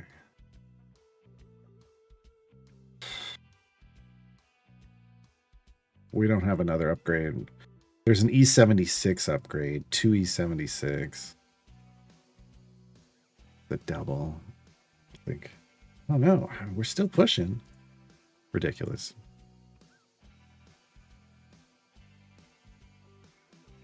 Yes, I miscounted. It's fine. It's fine. I think it was good for me to also check Minsk, because if it hadn't been one of Minsk's, we could have gotten another stack. But give a trying to complete Desmond's third variant on T4 in the first try. Oh, the potato and the kraken don't like each other much. I get it. Yeah. Hey, we got it. We got the 76. What the hell? So I'm telling you, like, sometimes you think you're done and you're not. The problem is we're going to lose this, and we're going to lose this, and that's like triple the gold fine.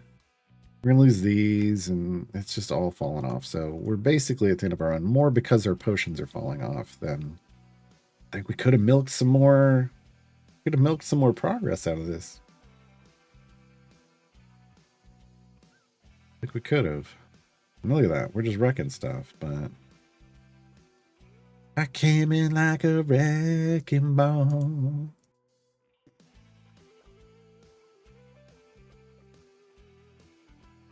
I never hit so hard with Bud.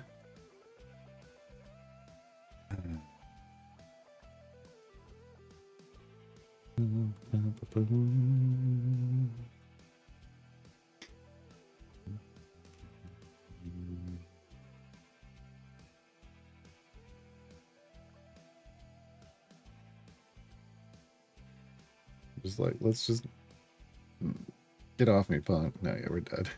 Okay. 7E22. We'll take it.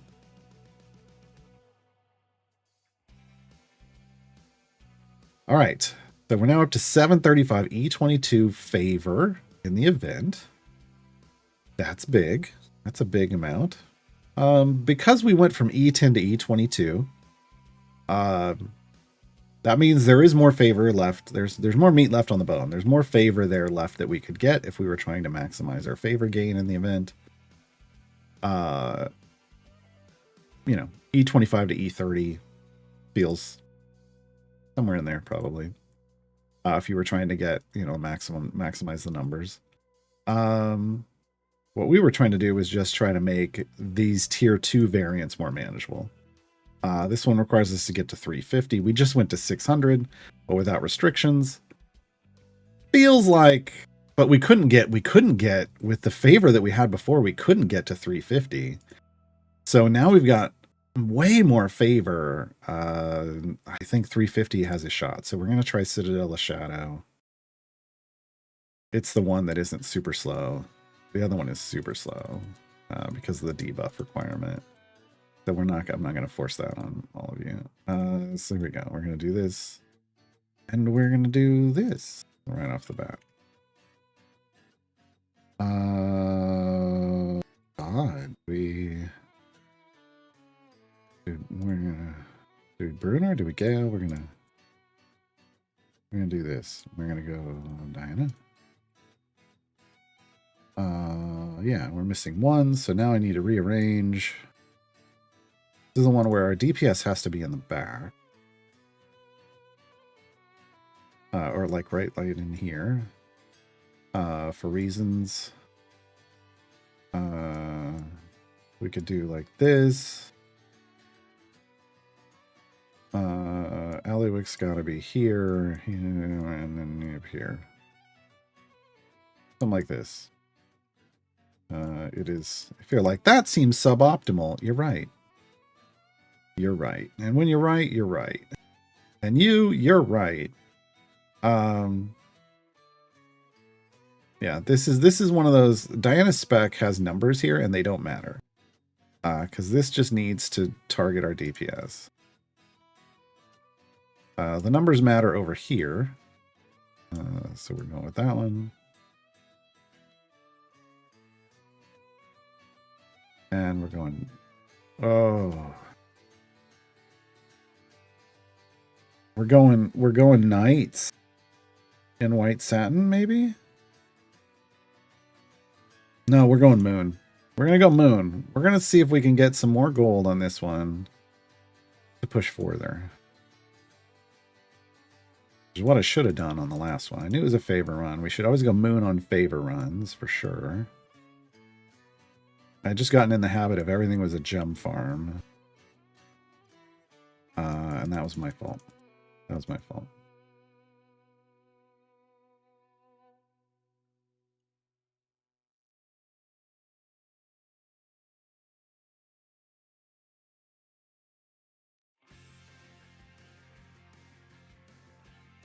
Third try on it. That's what background parties are for? What are you...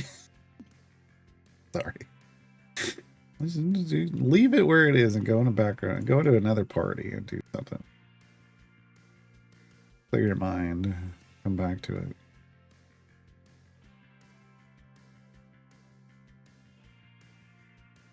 But I guess if you got to like restart for ramping buffs for somebody, in-run ramping buffs, there's a reason.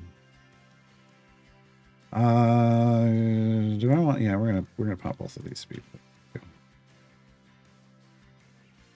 All right. So again, the goal here is 350. 350. Yeah. We're already at an E69 damage. Nice. Isn't that what we need? Don't we need something around there? Are we done already? I mean, we're not done, but like, what's our, hold on. No, we need a lot more than that. That's right. We need some of the E90s, I think. Hold on. Yes, E95. E69 would finish the first variant. We need to hit E95 damage on Bud for this. For the third variant, we need to hit E122. But we're not worried about that one just yet. We need to upgrade enough to get to E95 Bud.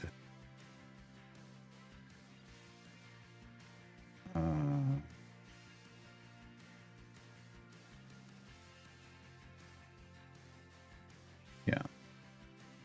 So this one I have to move my DPS back because my DPS is good, so can't sit next to this person. If I were using an evil or neutral DPS, I could put them up here. I'm not. I am not.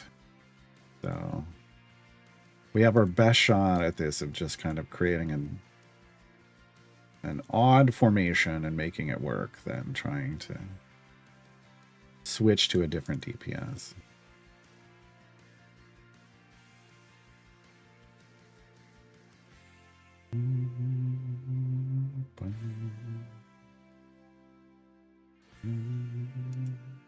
Once again, there's some more damage to be had by bringing Gale in. There's some more damage to be had by bringing Bolo in. Bolo. Yeah, there we go. That's how we have to say that name. We could bring Bolo in.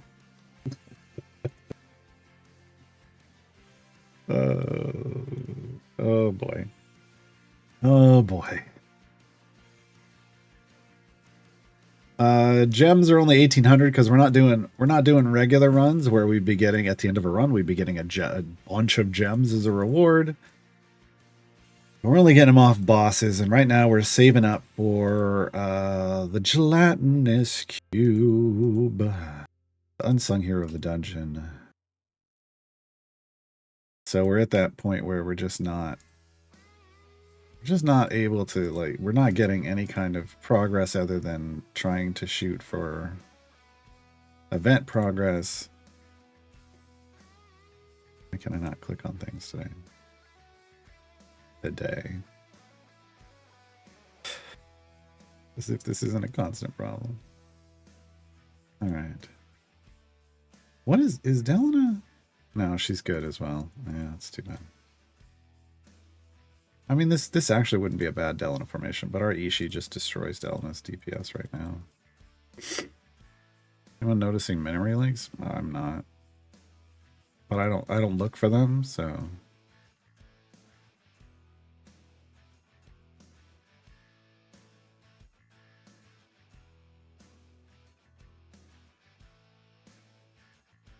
I mean, we just got 2 new champions, so the chances that those champions introduce memory leaks to the game is 2 thumbs up. All right. Like that there's a new memory, or I should say that the chance that there's a new memory leak in the game, 2 thumbs up, because 2 new champions.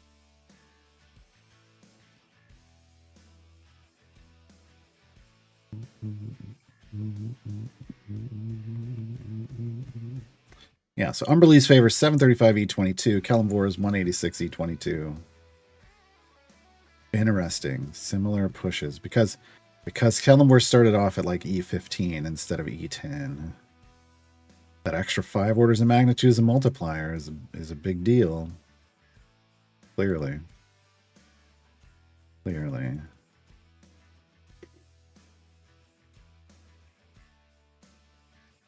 Wrong kind of memory leak. Well, I mean, people say that, but I mean, I don't know. Like, how would I know? Like, what is my computer going to tell me you're out of memory? Like, I don't know. I've never run into that issue, so I never know. Here, let me hold on. We haven't been on very long, but let me. What's Idle Dragons pulling right now? 2.3 gigs. 2.3 gigs right now. Now, if you remind me in an hour, I will look at it again.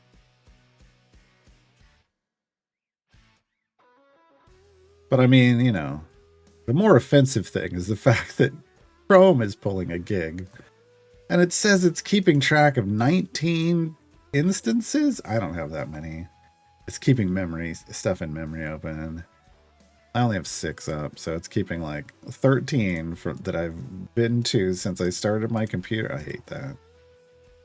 I get it. It's like reopen tab, but man, can I set it so that it only keeps in memory like the last 3 tabs or something?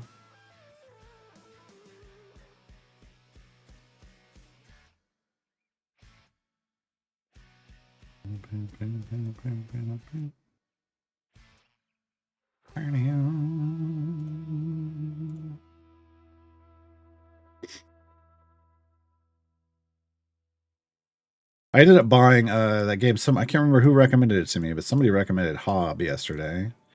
I did buy it because it was on the spring sale for like $4. I don't know when we're going to get around to playing it. I just wanted to let people know I did follow up on that.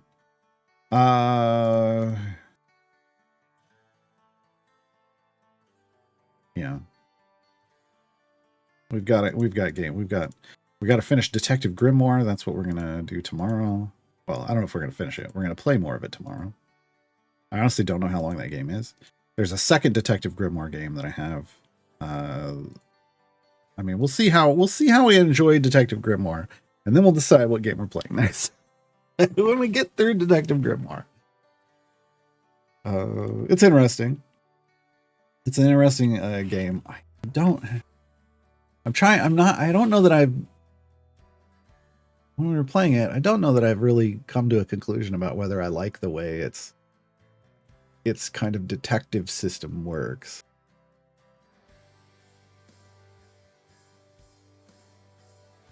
But I think that's but it's because I really don't know how far we are in the game yet. Like if we turn around and we start playing it and I finish it like within an hour, then I'm gonna be like, no. Second one's better. They learned okay. But the first one, it has an interesting idea. So we'll see. We'll see. I do like that it was fully voiced. That's neat. I like fully voiced games. I like it when my games talk to me. Because then at least somebody does. No. Yeah.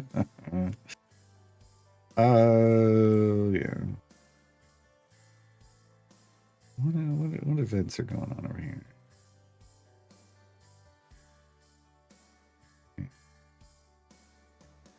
Probably should have been doing that.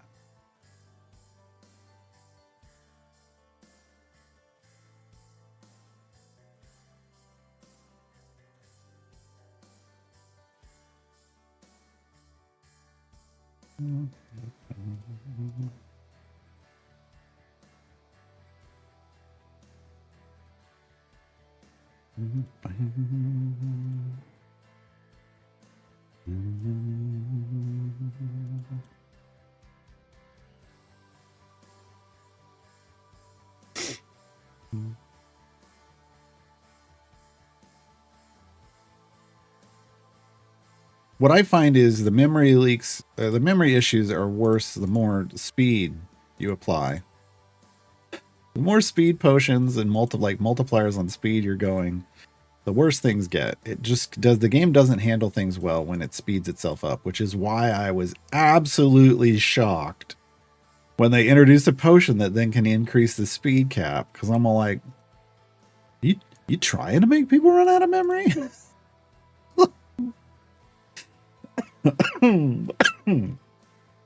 Sorry.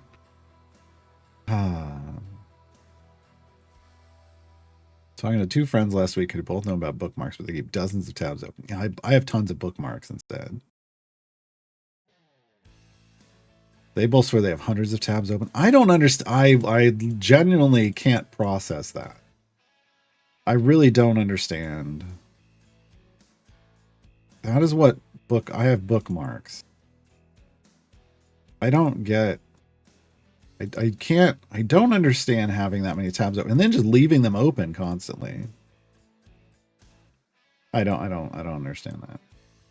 But I also don't leave my computer on all the time. Like, that's what bookmarks are for. Like, save your bookmark, because I'm gonna turn my computer off.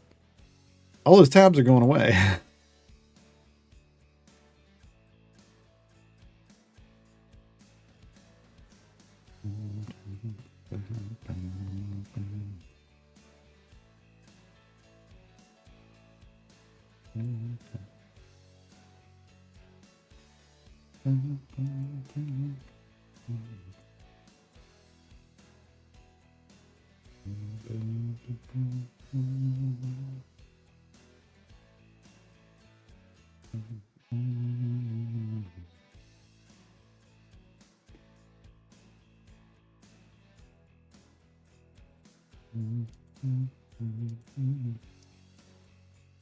$116 areas. We got to go 350. This is why I really screwed things up. I should have done a deep favor run before doing any of Sheila's variants. Got my order operations. Because now we're doing, like, we've got this variant and the other variant that we're having to do twice.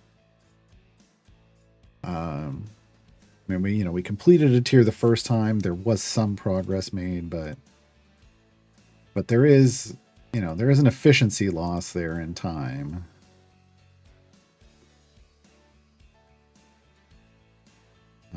Problem started when I started using huge and medium speed. Well, yeah, I mean, there you go. That's faster you go, the bigger the memory issue gets, and then what you got to do is you just got to then restart your computer or restart your client more often. Shut it down and restart it more often.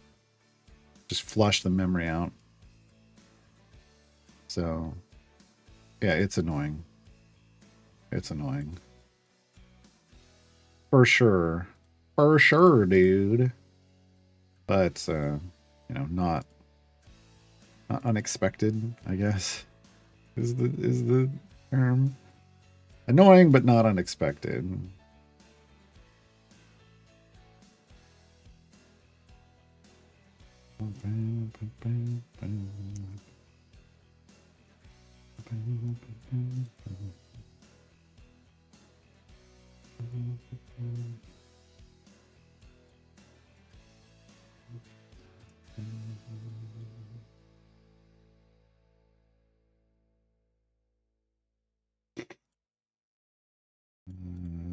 Let's go away.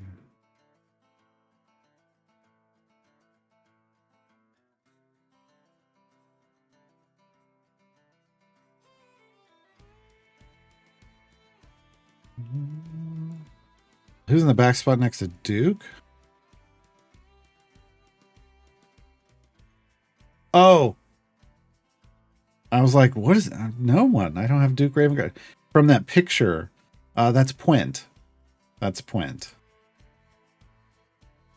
Yeah, it took me a second to realize what you were replying to. That's Puent. Friend of Dritz, bodyguard to Brunor Battlehammer. That is Fibbledorf, and he's a C5 champion. I think that's right. Yeah, make him bleed. Puent's fighting style is literally run up to somebody, give them a giant hug, and then start having a seizure. That's it. That's it. He wants to run up and go and like wrap himself around and then shake because the armor, the way it's made, is it's basically covered in razor sharp edges, and you're basically just grinding someone into a pile of mincemeat. You're just trying to get them to bleed so much that they die while you're hanging on to them, and exist and live long enough to watch them die. That's why it's super heavy armor, and then just go at it.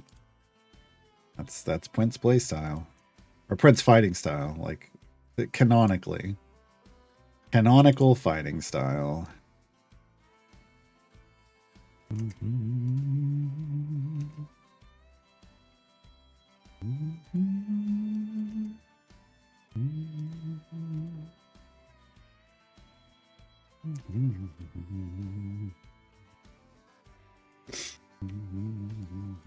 Why are we just sitting here?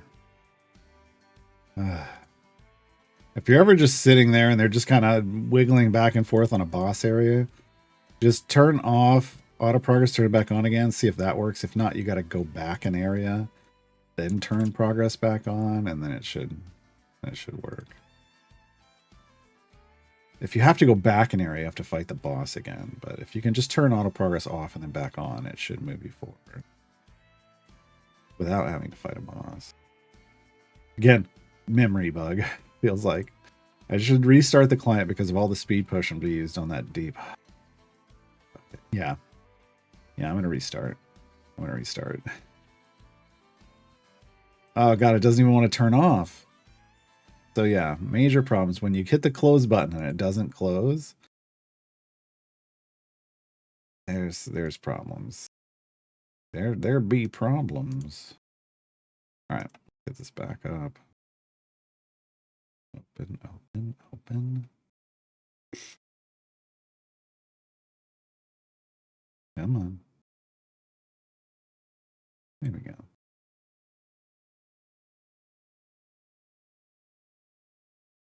When's the guy burning man with the free hug sign? Yeah, except he's wearing like razor wire as an outfit.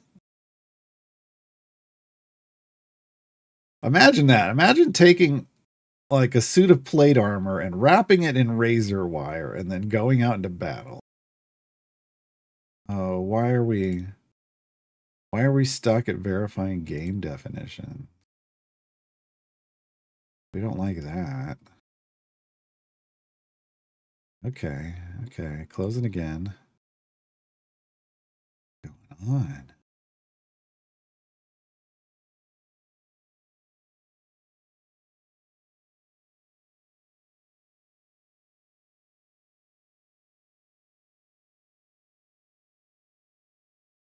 Why is verifying game definition 0 as well?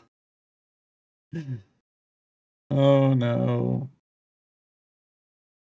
Oh no. It's my turn to have everything go wrong at once. Looking that way. Okay.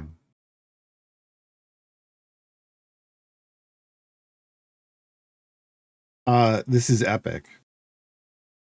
This is on Epic. I don't know if that's a thing on Epic. Is it a thing on Epic? I don't know.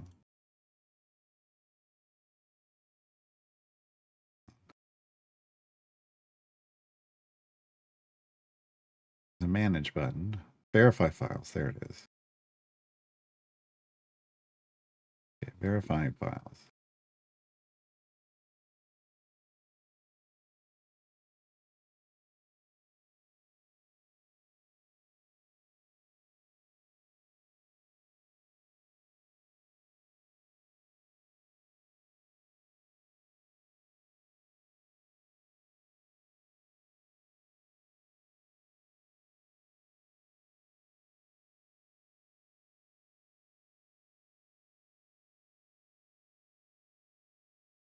Okay.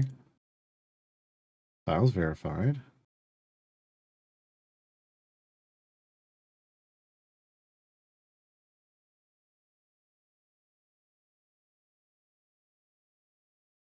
Nope. So is there a problem now with the game, right now with the game? Should I not have turned this off?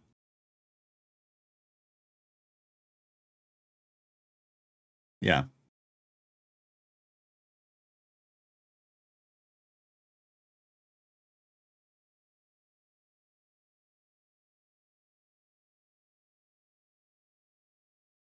Wait, why is... Can everybody hear me? Now I'm worried about my internet connection. You can hear me. Why is... Okay. Okay. Yeah, people are saying... Yeah. As of like 3 o'clock, everything just kind of stopped. Okay. Well. How y'all doing? Good, good.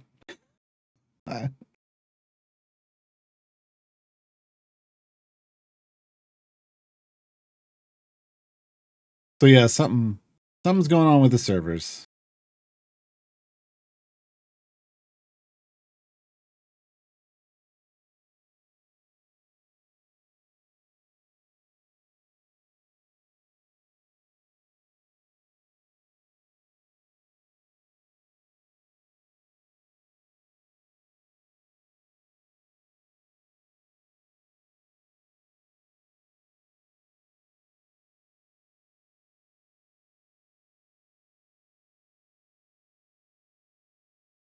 So we just have to... Well, I finished the duck game. Well, I mean, I can have all the ducks. I collected all the ducks. That means I finished the duck game. I told Sean. Sean wasn't aware. He's aware now. I have a demo we could play while we wait. Oh, that's it. Oh no, that's the worst idea.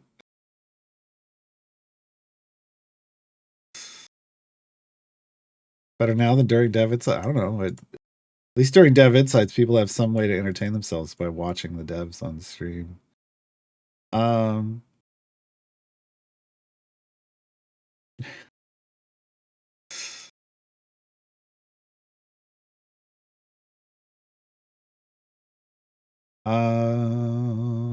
Okay. I don't know who's gonna win. We haven't seen a real race yet, honestly. I think it could be like any of a half a dozen people. Game isn't throwing errors anymore? All right. Let me try. Otherwise, we're going to try a demo of a game, and then I'm not going to stop playing the demo until I'm done with the demo. So, no.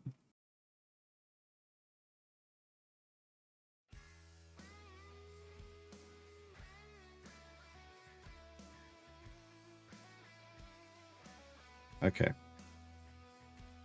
Okay. So we are saved.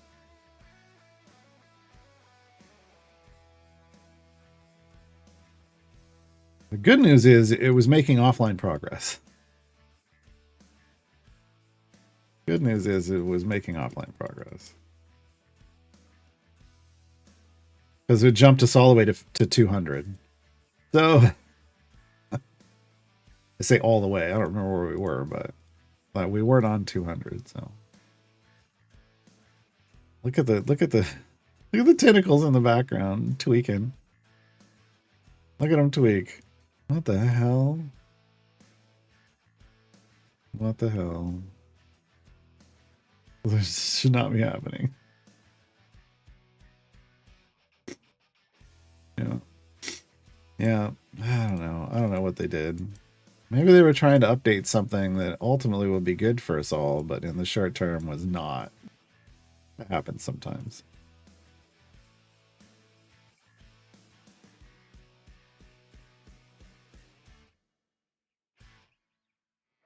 At least there's no tentacles here in the sewers.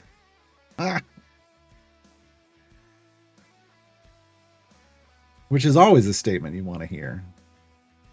At least there's no tentacles here in the sewers. Right?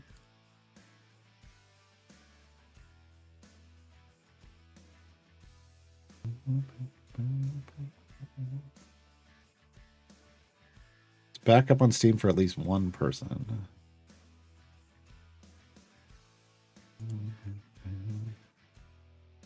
Which doesn't mean a whole lot. I understand. It is just one. That's why I said one person.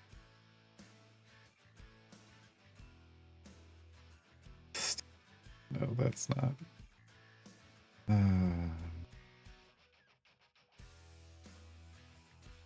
Why isn't EVF1 a thing? It is. It's called Formula E.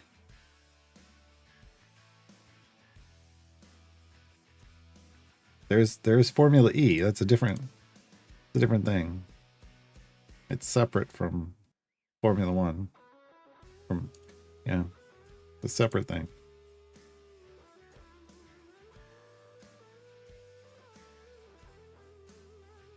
At least there's no tentacles here in the sewers. Yeah, but what about the giant talking rat? Oh, you mean Bob? Like, Bob's fine. Bob's chill.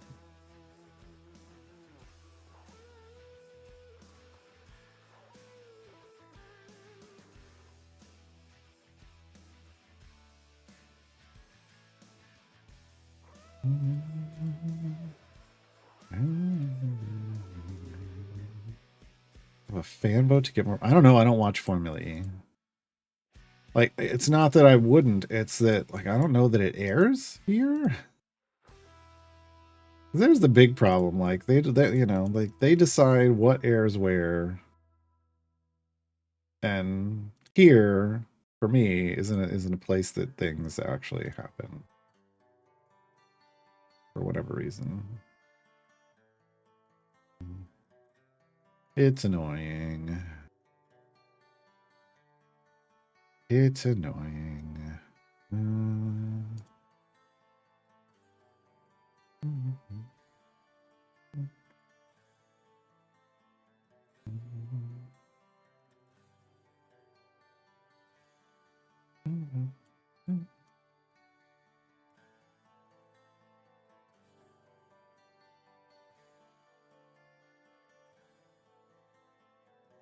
What the heck? There. Okay.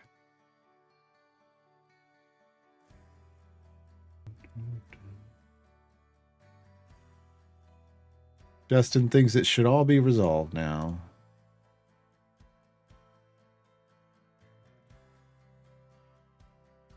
So I guess, I mean, I still got tentacles doing the safety dance in the background, but are they supposed to be there? I can't remember. I feel like no, but I could be wrong. I'm gonna go for a short walk, ended up walking for an hour and a half. That's good. As long as some of that time didn't involve like passing out. Seems like a good idea.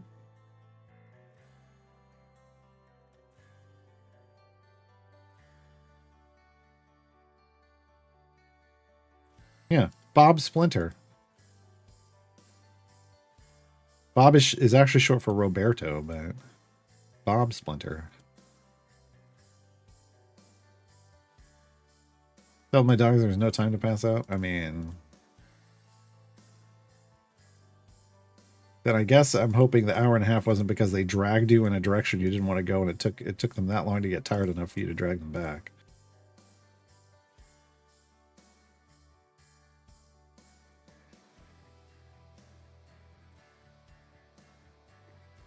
Right, there's 250.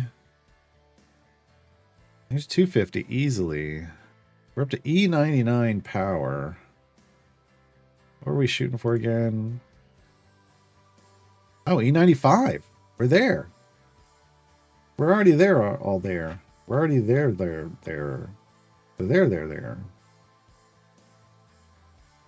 We're already there already.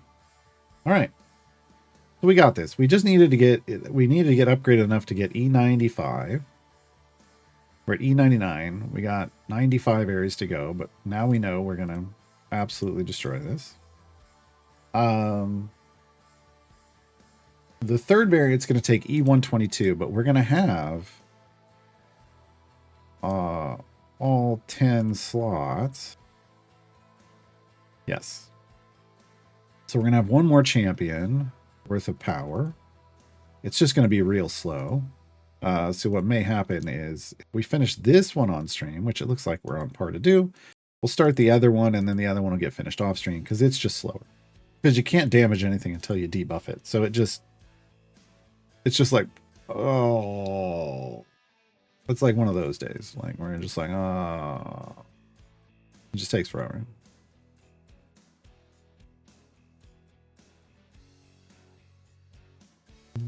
Mm-hmm. 2,100 gems. Fucking 10 dogs. Good lord. That's too many dogs. If they're on leashes, that's too many dogs. When I grew up, I don't know. We didn't have leashes where I lived. Free walking. Okay. That's fine.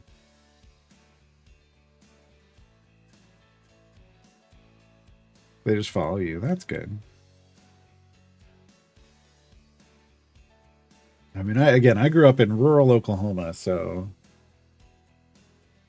the dogs were just out. They weren't tied up. Well, when I first got our big dog, we would tie him up mainly so that he would learn that he wasn't a stray anymore. He was a stray, and it was like, this is your home now. Get used to being here and hanging out here. And then once he got used to that, then we never had him tied up again. He had like 100-foot rope, 100 feet of rope to move around. He could go from the backyard to the front yard.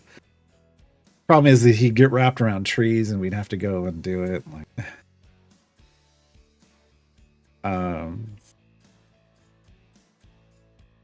yeah. But then, so after that point, they would just, they just hang out in the yard, in the front yard or the backyard or the side yard, wherever it was cooler in the summer and warmer in the winter. That's where they'd hang out. And then, and whenever I'd leave the house, they'd go wherever I was.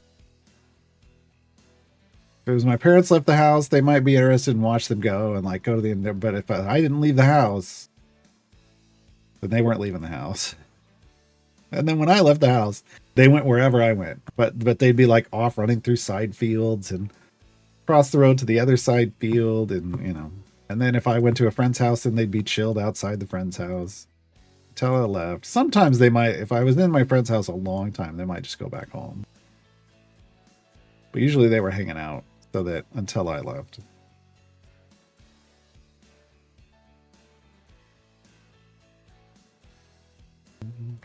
But if it was late enough that it was like dinner time, they'd be like, well, I'm going home and the dogs would be like, we're going home and getting dinner. Which is fair. Which is totally fair. 30 dogs. A lot of dogs.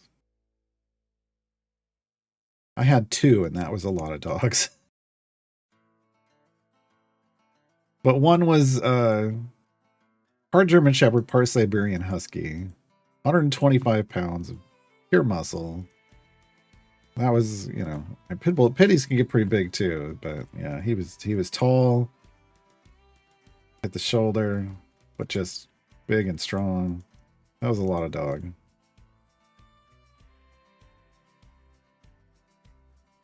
Absorber farming at Chumba 1 stage right now. Any ideas and targets before pulling the plug on that farm?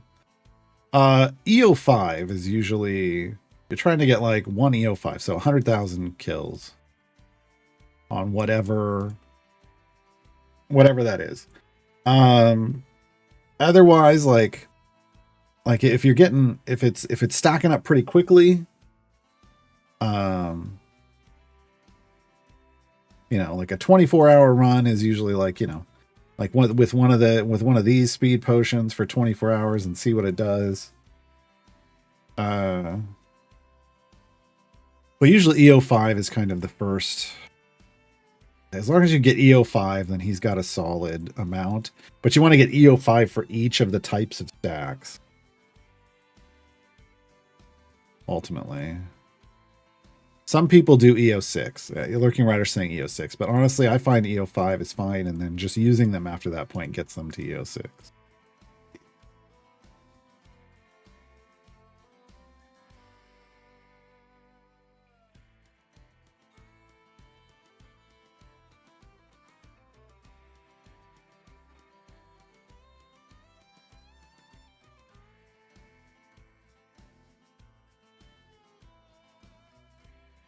We have a pity that's around 60 pounds and he's quite enough. Yeah.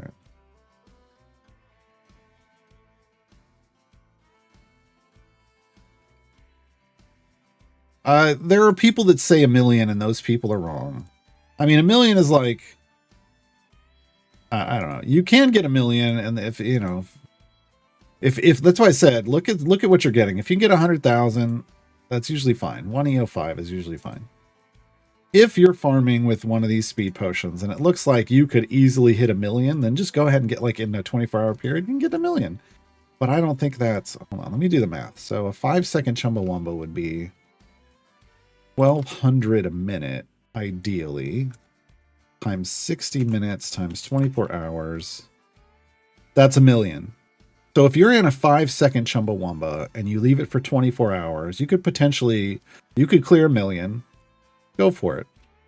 But if you're in a 10-second Chumbawamba or higher, you can't get 1 million in 24 hours. So, you know, throwing it in for 24 hours, with just, that wasn't even with the speed. That's 24 regular hours. That's without even a speed potion. Like without even this speed potion. Yeah, you could probably hit 1 million if you wanted to give it 24 hours. In a 5 or a 10. That's not bad. I mean, but you're dedicating a day of grinding to one of Zorbu's stacks. And then you're going to swap it to another stack. You're going to do it again. You're going to do it again. You're going to do it again because he's got 4 different stacks.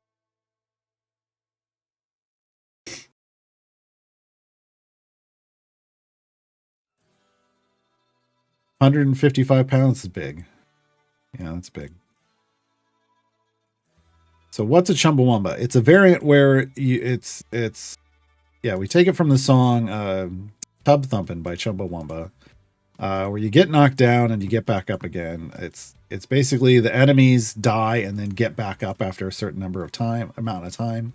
Most of the time we see it on like Restless Undead, like so you're farming undead. That's usually where Chumbawambas are, an undead Chumbawamba. There are other there's beasts. They aren't necessarily a Chumbawamba, but they're a farm spot for beasts where, like, you know, when you kill a bird, more birds appear in its place, and then suddenly you're swarmed with 100 birds at once, like over and over. But basically, the Chumbawamba is the best place to farm, like, kill stacks or attack stacks of some kind. It's one of the places you farm Zorbu's because he likes undead. And it's the best place to really ramp up. Like, if you were going to do an undead, like, if you could get a 5-second Chumbawamba variant, which basically means you kill them and then 5 seconds later they get back up again. And then you get to kill them again. That's the fastest you can get in the game. And if you wanted to get 10 million undead stacks with Zorbu, because you have access to a 5-second Chumbawamba, go for it. Because that power is going to translate to other things. But it's the one you can most easily get to the highest level, usually. The bird one, an Unkindness of Ravens, is the bird one. It's like a is it a Jahira event variant? I still have flashbacks to that. I farmed that one for like a week. So you can get it on Trials Run, but I think it's isn't it a 10-second Chumbawamba? Yeah. 10 million is E7, yeah. But But EO5 is enough to bring Zorbu on. EO5 on all the stacks is enough to give Zorbu, like to get Zorbu into a position where he's doing a lot of damage. Like you can see his power. And then just using him is going to start gathering more kill stacks. But if you're going to just sit something and park him somewhere and let him farm for 24 hours, you probably, again, in a 5-second Chumbawamba, you should hit 1 million. So EO6 stacks. But yeah, that doesn't mean you need it. Right.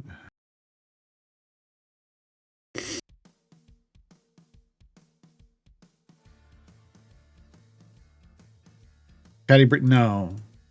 Unkindness of Ravens should be Jaheira, not Caddy Bree. Caddy Bree may have something else. I have to go look at Caddy Bree's guide.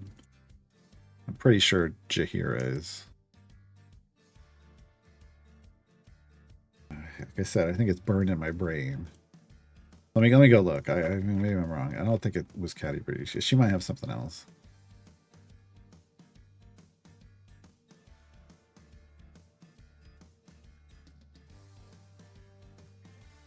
Unkindness of Ravens is the first variant for Jaheira. And I just found a typo. Now I've got to open up looking at it. I saw a typo jump out.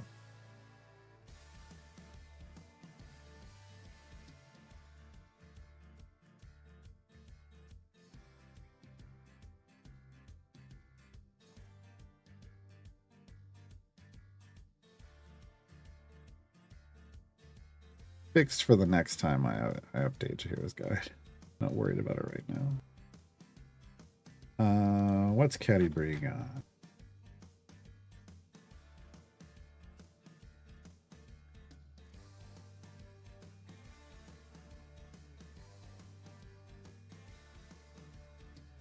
Caddy Bree doesn't have a variant like.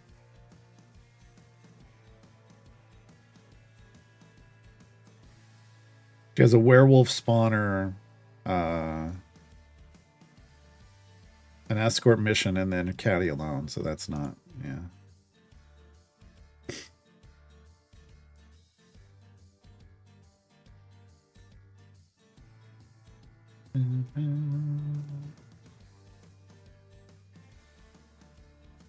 Yeah, I was trying to. I was burning time gate pieces once to try to get an unkindness of ravens to demonstrate to everybody.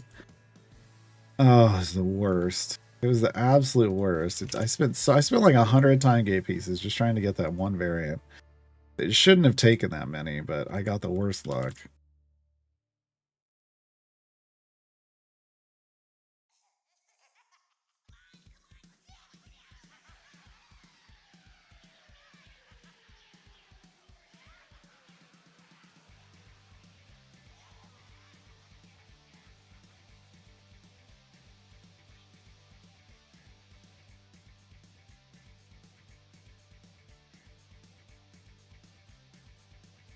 Here's what I'm liking to see. So we're at 107, 108, off a 108 hit at 330s. Down a champion, that pretty much guarantees that we'll be able to finish the third variant. Tier 2 of the third variant. Love to see it. Hey, isn't.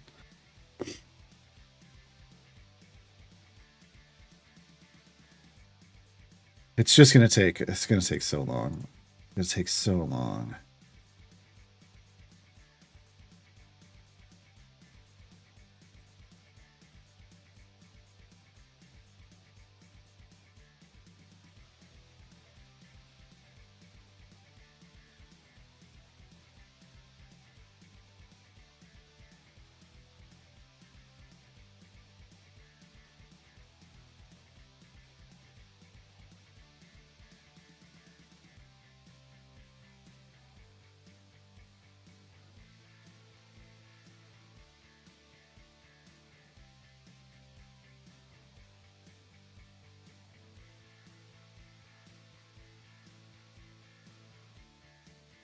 Yeah, this was kind of perfect timing.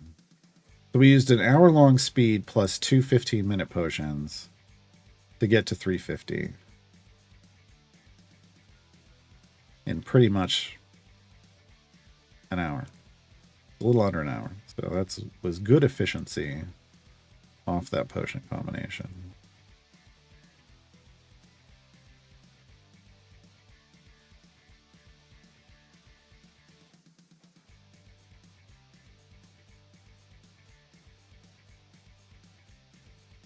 Eric, I don't care what Eric's event buff is. Eric is way better than Jarlaxle.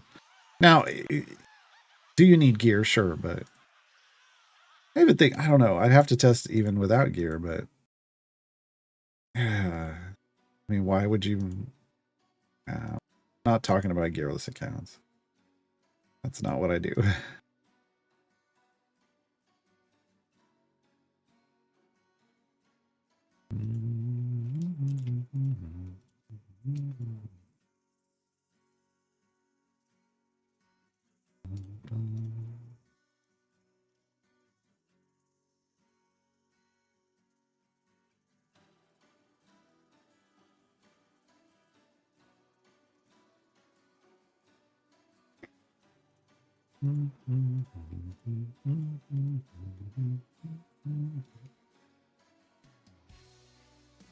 So there's lots of people who do gearless accounts.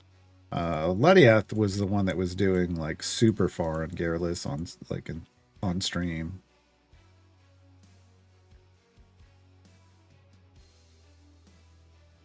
That's one of those things where if I were to ever do a gearless run, it would go up in the top right as picture in picture while I did something else because it's so slow. So slow.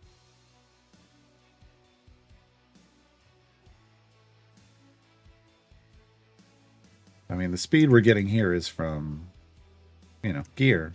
Like our progression is sped up because of gear. So imagine instead of speeding it up this quickly, you were slowing it down because you're not really getting any bonuses from anything other than the only thing that would speed it up is picking champions that have good speed effects that don't need gear. And then worrying about like choosing champions that scale well without gear, which is a whole other thing. Whole other thing.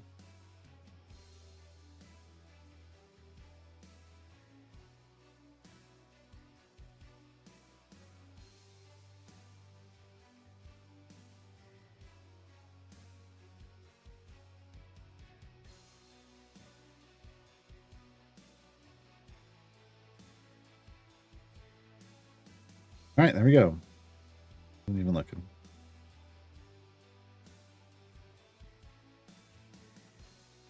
Yeah, no speed on Briv without gear. Obviously. Feels like an obvious thing, but... Alright, so Avenger the Destroyer. So here's the problem. Until you debuff someone, you can't do damage to them. I can't even... Is supposed to be what happens. Are we doing damage even without... He's here. The click damage seems to work. Did they change it? We'll see what happens. We'll run some click damage and we'll see what happens.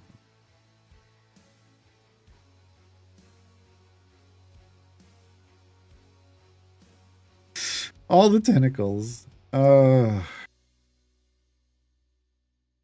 the tentacles. All the single tentacles. All the single tentacles. I think we're going to get rid of Bruno here, actually. I'm going to do something more like this. Which is going to be a better situation. And we're going to use Gale instead. Yeah.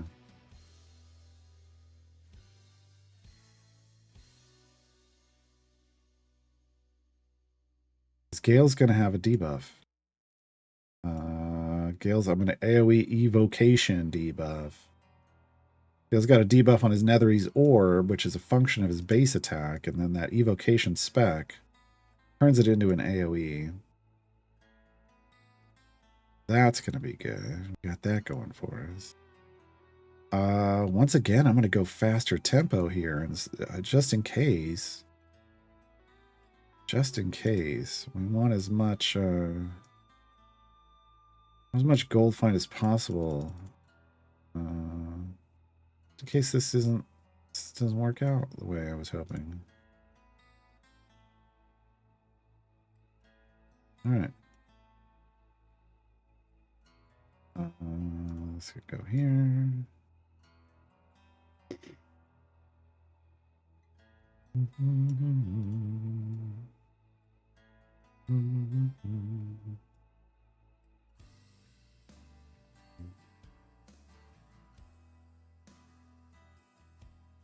I got 2 moon cards too. That's good.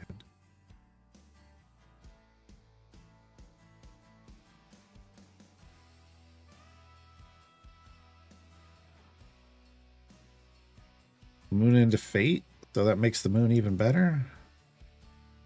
3 moon, 2 fate. I mean, other than 5 moon, this is as good as it gets because the fate cards boost the other cards, so it's boosting the gold find bonus. Yeah, it's basically. I mean, the only other thing that we could add 4 moons, 1 fate, but 3 moons, 2 fate. It's pretty good. It's a pretty good full house. And then we just wait. 450 areas. Oof. But, the target bud that we're looking for, the area monster health is going to be E122. And we already proved that we were basically almost there at 350. So it shouldn't be an issue at all. We're just not going to get there on stream. We only got 25 minutes left before we raid. We can open these gold Sheila chests. Let's see what we get. We're so far away from a pity timer. So any epic is just going to be super lucky. Yeah. This is just for dupe item levels. We can open 13 silver chests. We're going to keep 10 always for Mert. From this point on. We're holding this Electrums for the next event. I know it's a ways away, but next event. So average item level is now up to 11. Good for her. Good for her. Also, more importantly, this gap is closing a bit. 9s to the 11 through 15s. We want to see that gap close.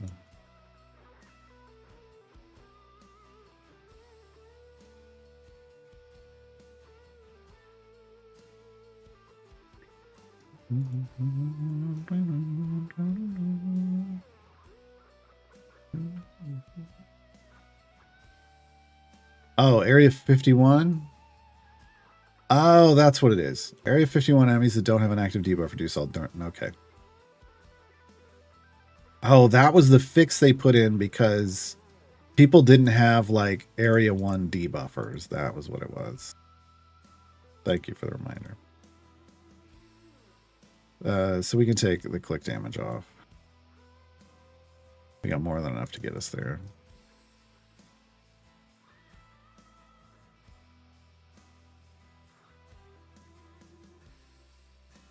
Is Gale guaranteed to enter Ellie's? Elminsters? Is that where we're going? Or in 2 years he'll be locked out. No, Gale goes everywhere in Elminster variants. Yeah, that's his passive ability.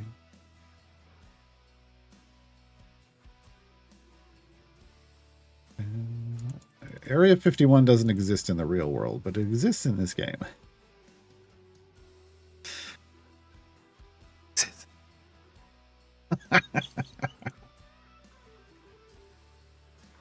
Yeah.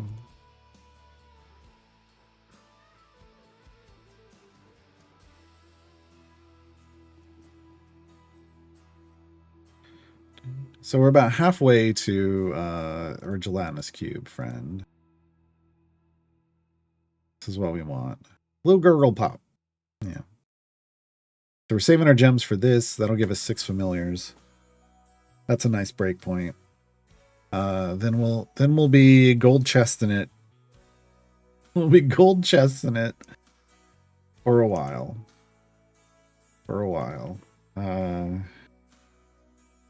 I want those blacksmithing contracts.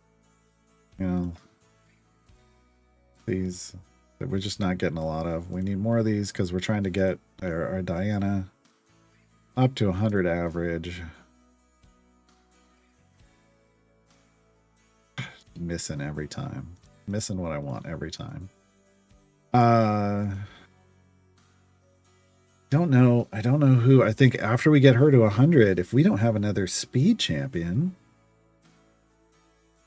I think then we're banking them rather than investing them on Eliwick or Diana. I don't know. I mean, if they go into Eliwick, they could just keep helping generate more gems, but I'm hoping by the time we get Diana to 100, we'll have another speed champion that has item support. I don't know that that's going to be true, though. So I guess we'll just have to see what decision I make when we get there.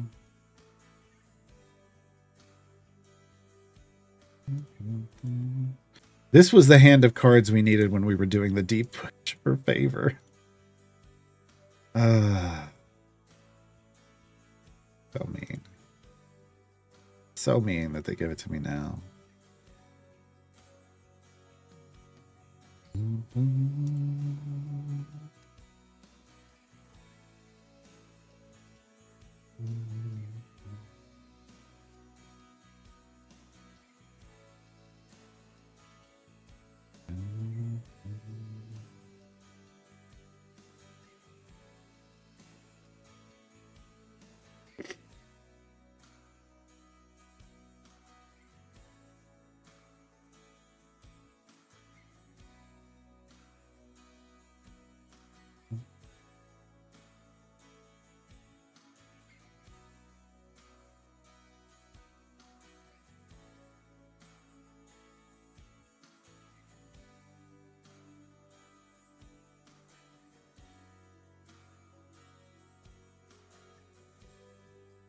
Will's Retreat is pretty good with cast, isn't it?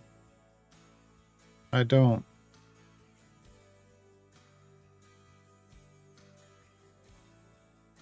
I mean, I guess if you're going to AFK with cast and so that you don't accidentally kill everybody, sure.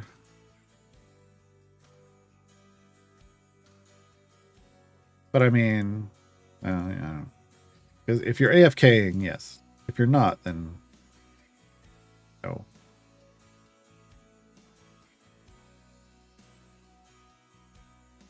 This cast definitely wants everybody to stay alive for as long as possible, but yeah.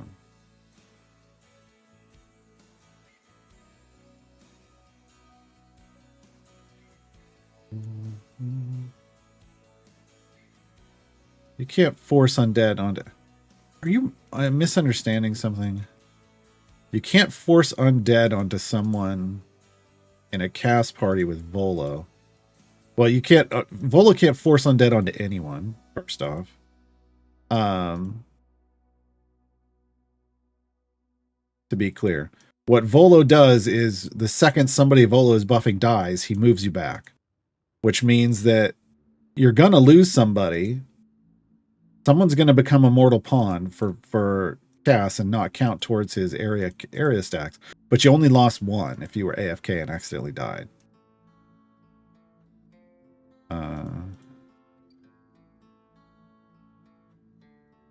I don't understand. I don't understand what the bug is then, Vision of Fire. I don't know what bug you're talking about then. You have to understand, I don't use Volo.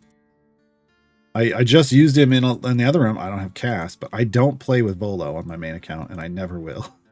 I never will. So I don't know what bug you're talking about.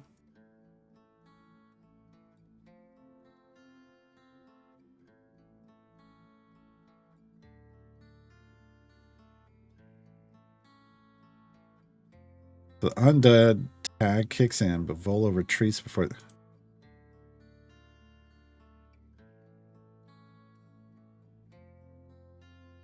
That's weird. But it would only happen to one person, whoever died. I was in the tavern because the game stopped working, and then I left.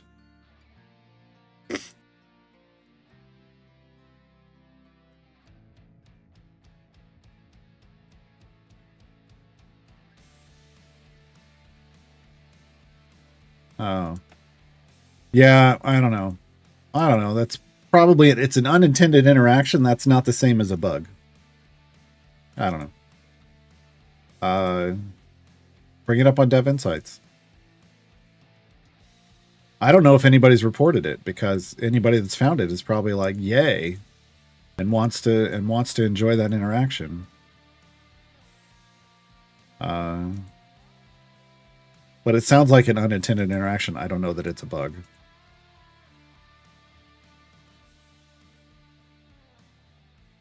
Like, they shouldn't be undead. Yeah, I would say that is a bug, because they shouldn't be. They should be dying, triggering into undead from cast and count, and then no longer counting. So that part is a bug, because it's not like he prevents their death at 1 or something, like some other people do. So yeah, there's definitely a bug there. I don't know, but again, because it's beneficial to the players, I don't know if any players would be reporting it. Right? People don't tend to report lots of stuff if it's in their favor and they like it, they don't report it.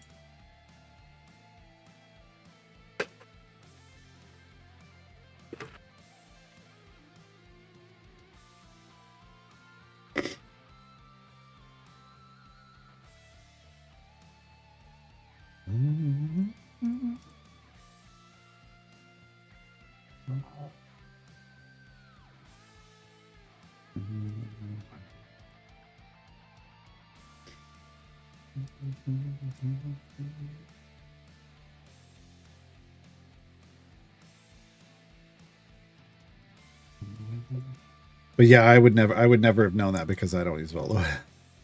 I was a little upset that I used Volo even on this account, but I will make it, you know, I will make an exception on this account, but I will not use Volo on my main. Unless I'm absolutely forced to. He's on a lower tier for me for usage than Artemis.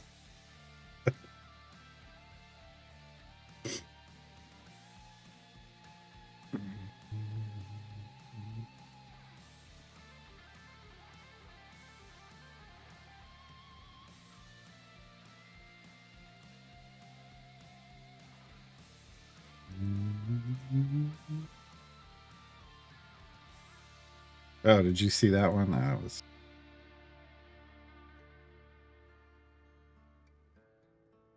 Yeah. I don't know.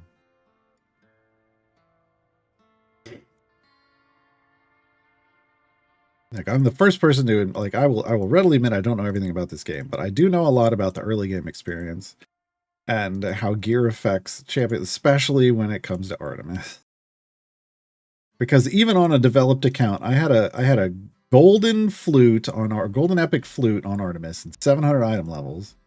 And on stream, I basically made my own personal account tier list. That's the only way you can make tier lists. Is just rating DPS based off the best possible formation layouts, and I used the current meta formations at the time. Like, literally looked on the Discord. I was like, what is everybody saying that the best current formation is? I used it on stream, and people in chat were absolutely shocked that it was garbage compared to so many other champions.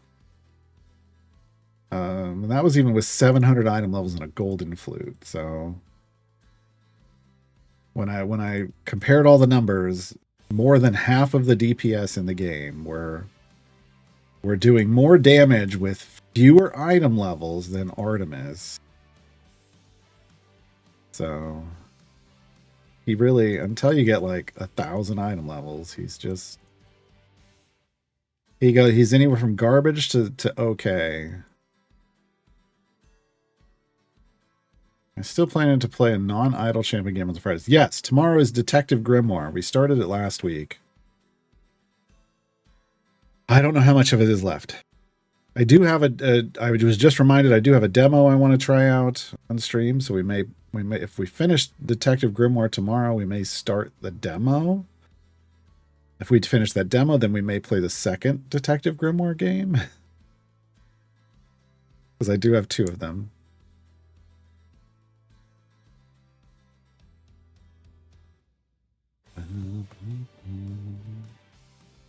My nerds, Lucius and Birdsong were all outperforming Artemis until I got to move 1,000 average animals. Yeah, I feel like that's really his switch. Really his switch. And that's not even, counting that you're trying to get his support champions up and into hundreds of item levels too.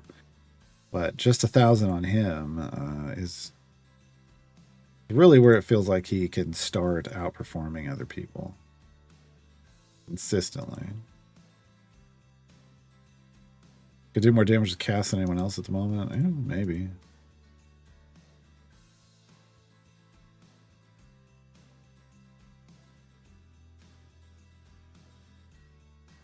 I've made a cast team for a variant. It's just, on my main, I'm going to be playing Karlach DPS if the game allows me to.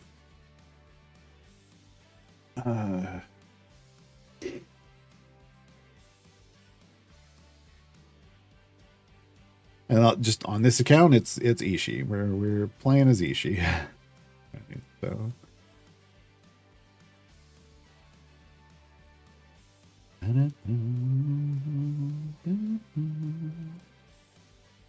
Yeah,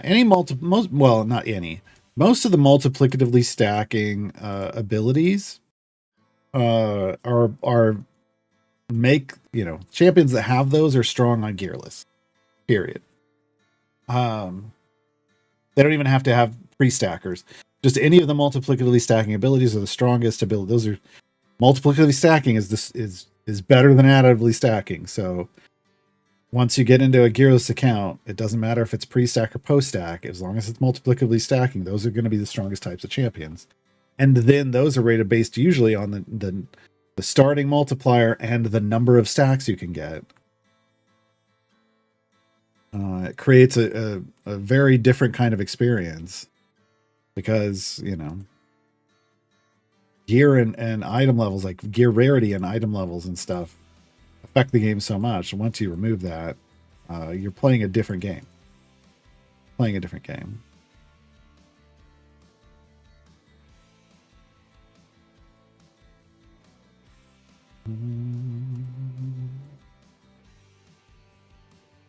I mean, Vola would be real strong in gearless because it's all about the number of monsters you encounter, right?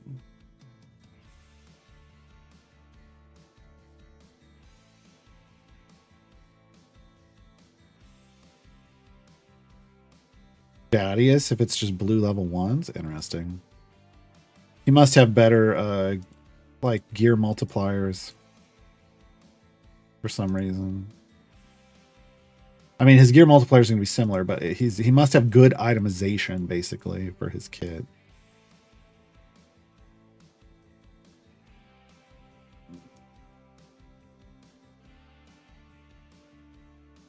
But yeah, base damage isn't it doesn't matter that much. It's one of the things that's in fact, I'm going to bring that up right now. One of the things that's going to come off of my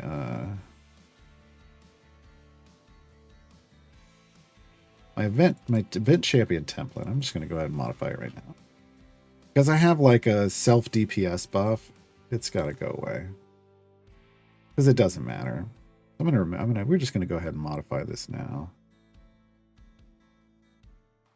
Stop putting that in because it doesn't matter.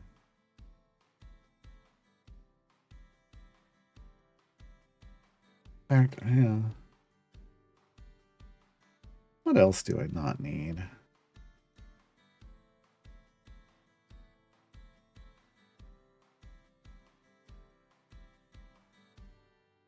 I mean, I know the big thing I want to remove, and that's all the upgrades. I just start doing that now?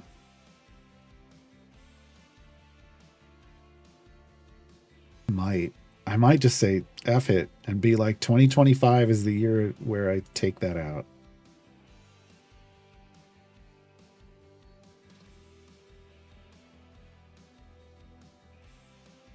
Basically, that whole list that lists off like all the upgrade levels, the costs, and the upgrade abilities. I want to nix that whole thing.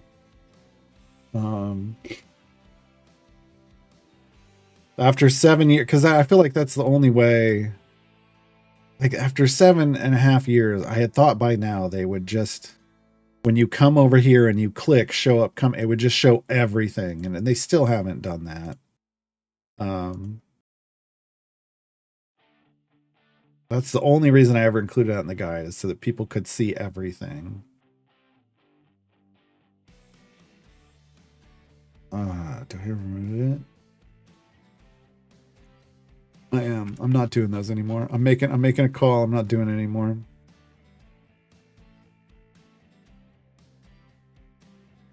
Yeah, I'm gonna remove that whole freaking section. That's gonna save me so much time.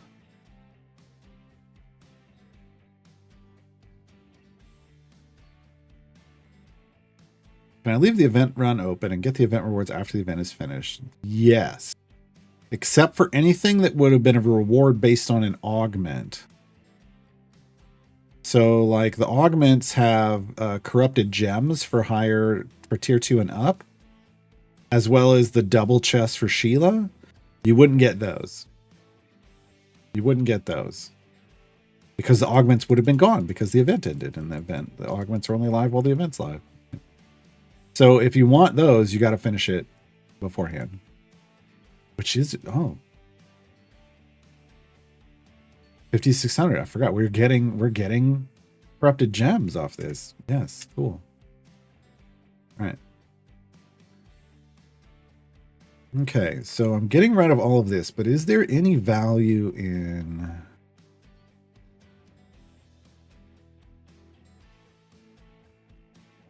leaving some kind of max upgrade level indicator? I don't think there is, even for that. I'm getting rid of this whole section.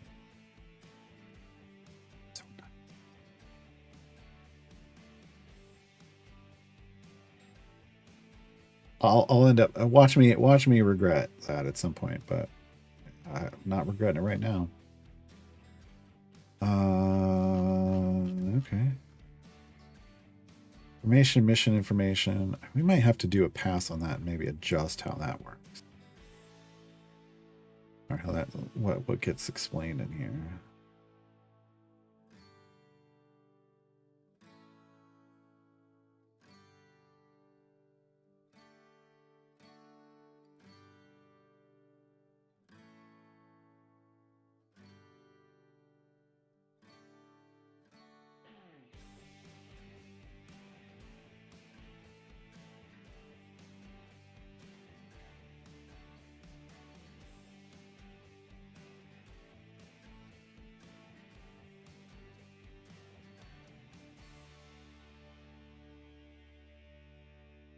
Yeah, okay. Cool.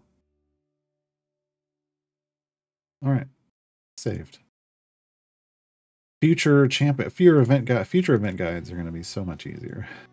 As well as updates. Oh, we're coming up to the end. Oh.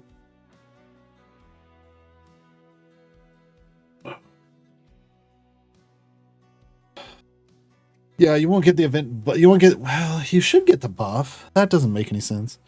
I feel like you would get the buff as long as it wasn't past the expiration date. That sounds like a bug if you're not getting it. But anything that's tied to an augment, you won't get. No, it's not about 1 week. Ravenous. You can leave an event open infinitely, running in a background party infinitely. Mars and I have both experienced this with new player accounts. Well, we'll stop playing a new player account in the middle of an event, and it's still like in an event run. And then we fire up that account at some point so that we can reset it or something, and it's still in the event. Like you could stay in an event forever. Time gates end automatically. Trials end automatically. Event runs last forever until you choose to end them. Now you can run into some issues with the favor conversion. So you can only really convert favor within that 1 week. It's going to auto convert out, and then whatever you get from that run that you're leaving somewhere forever isn't going to matter, is my understanding. Yeah. The raid time, are they live? They're live. All right, everybody. We're going to go raid, see any games. Thanks for hanging out today. I will be back tomorrow with some Detective Grimoire and who knows what else. If we finish Detective Grimoire, we will play a demo. If we finish the demo, we'll play another Detective Grimoire. That's probably what's happening tomorrow. More Idle Champions Pick 3 playthrough on Monday. I got to remember to log in each day between now and then and get my daily rewards, but that's about it. Yeah. Thanks for hanging out, everybody. Bye.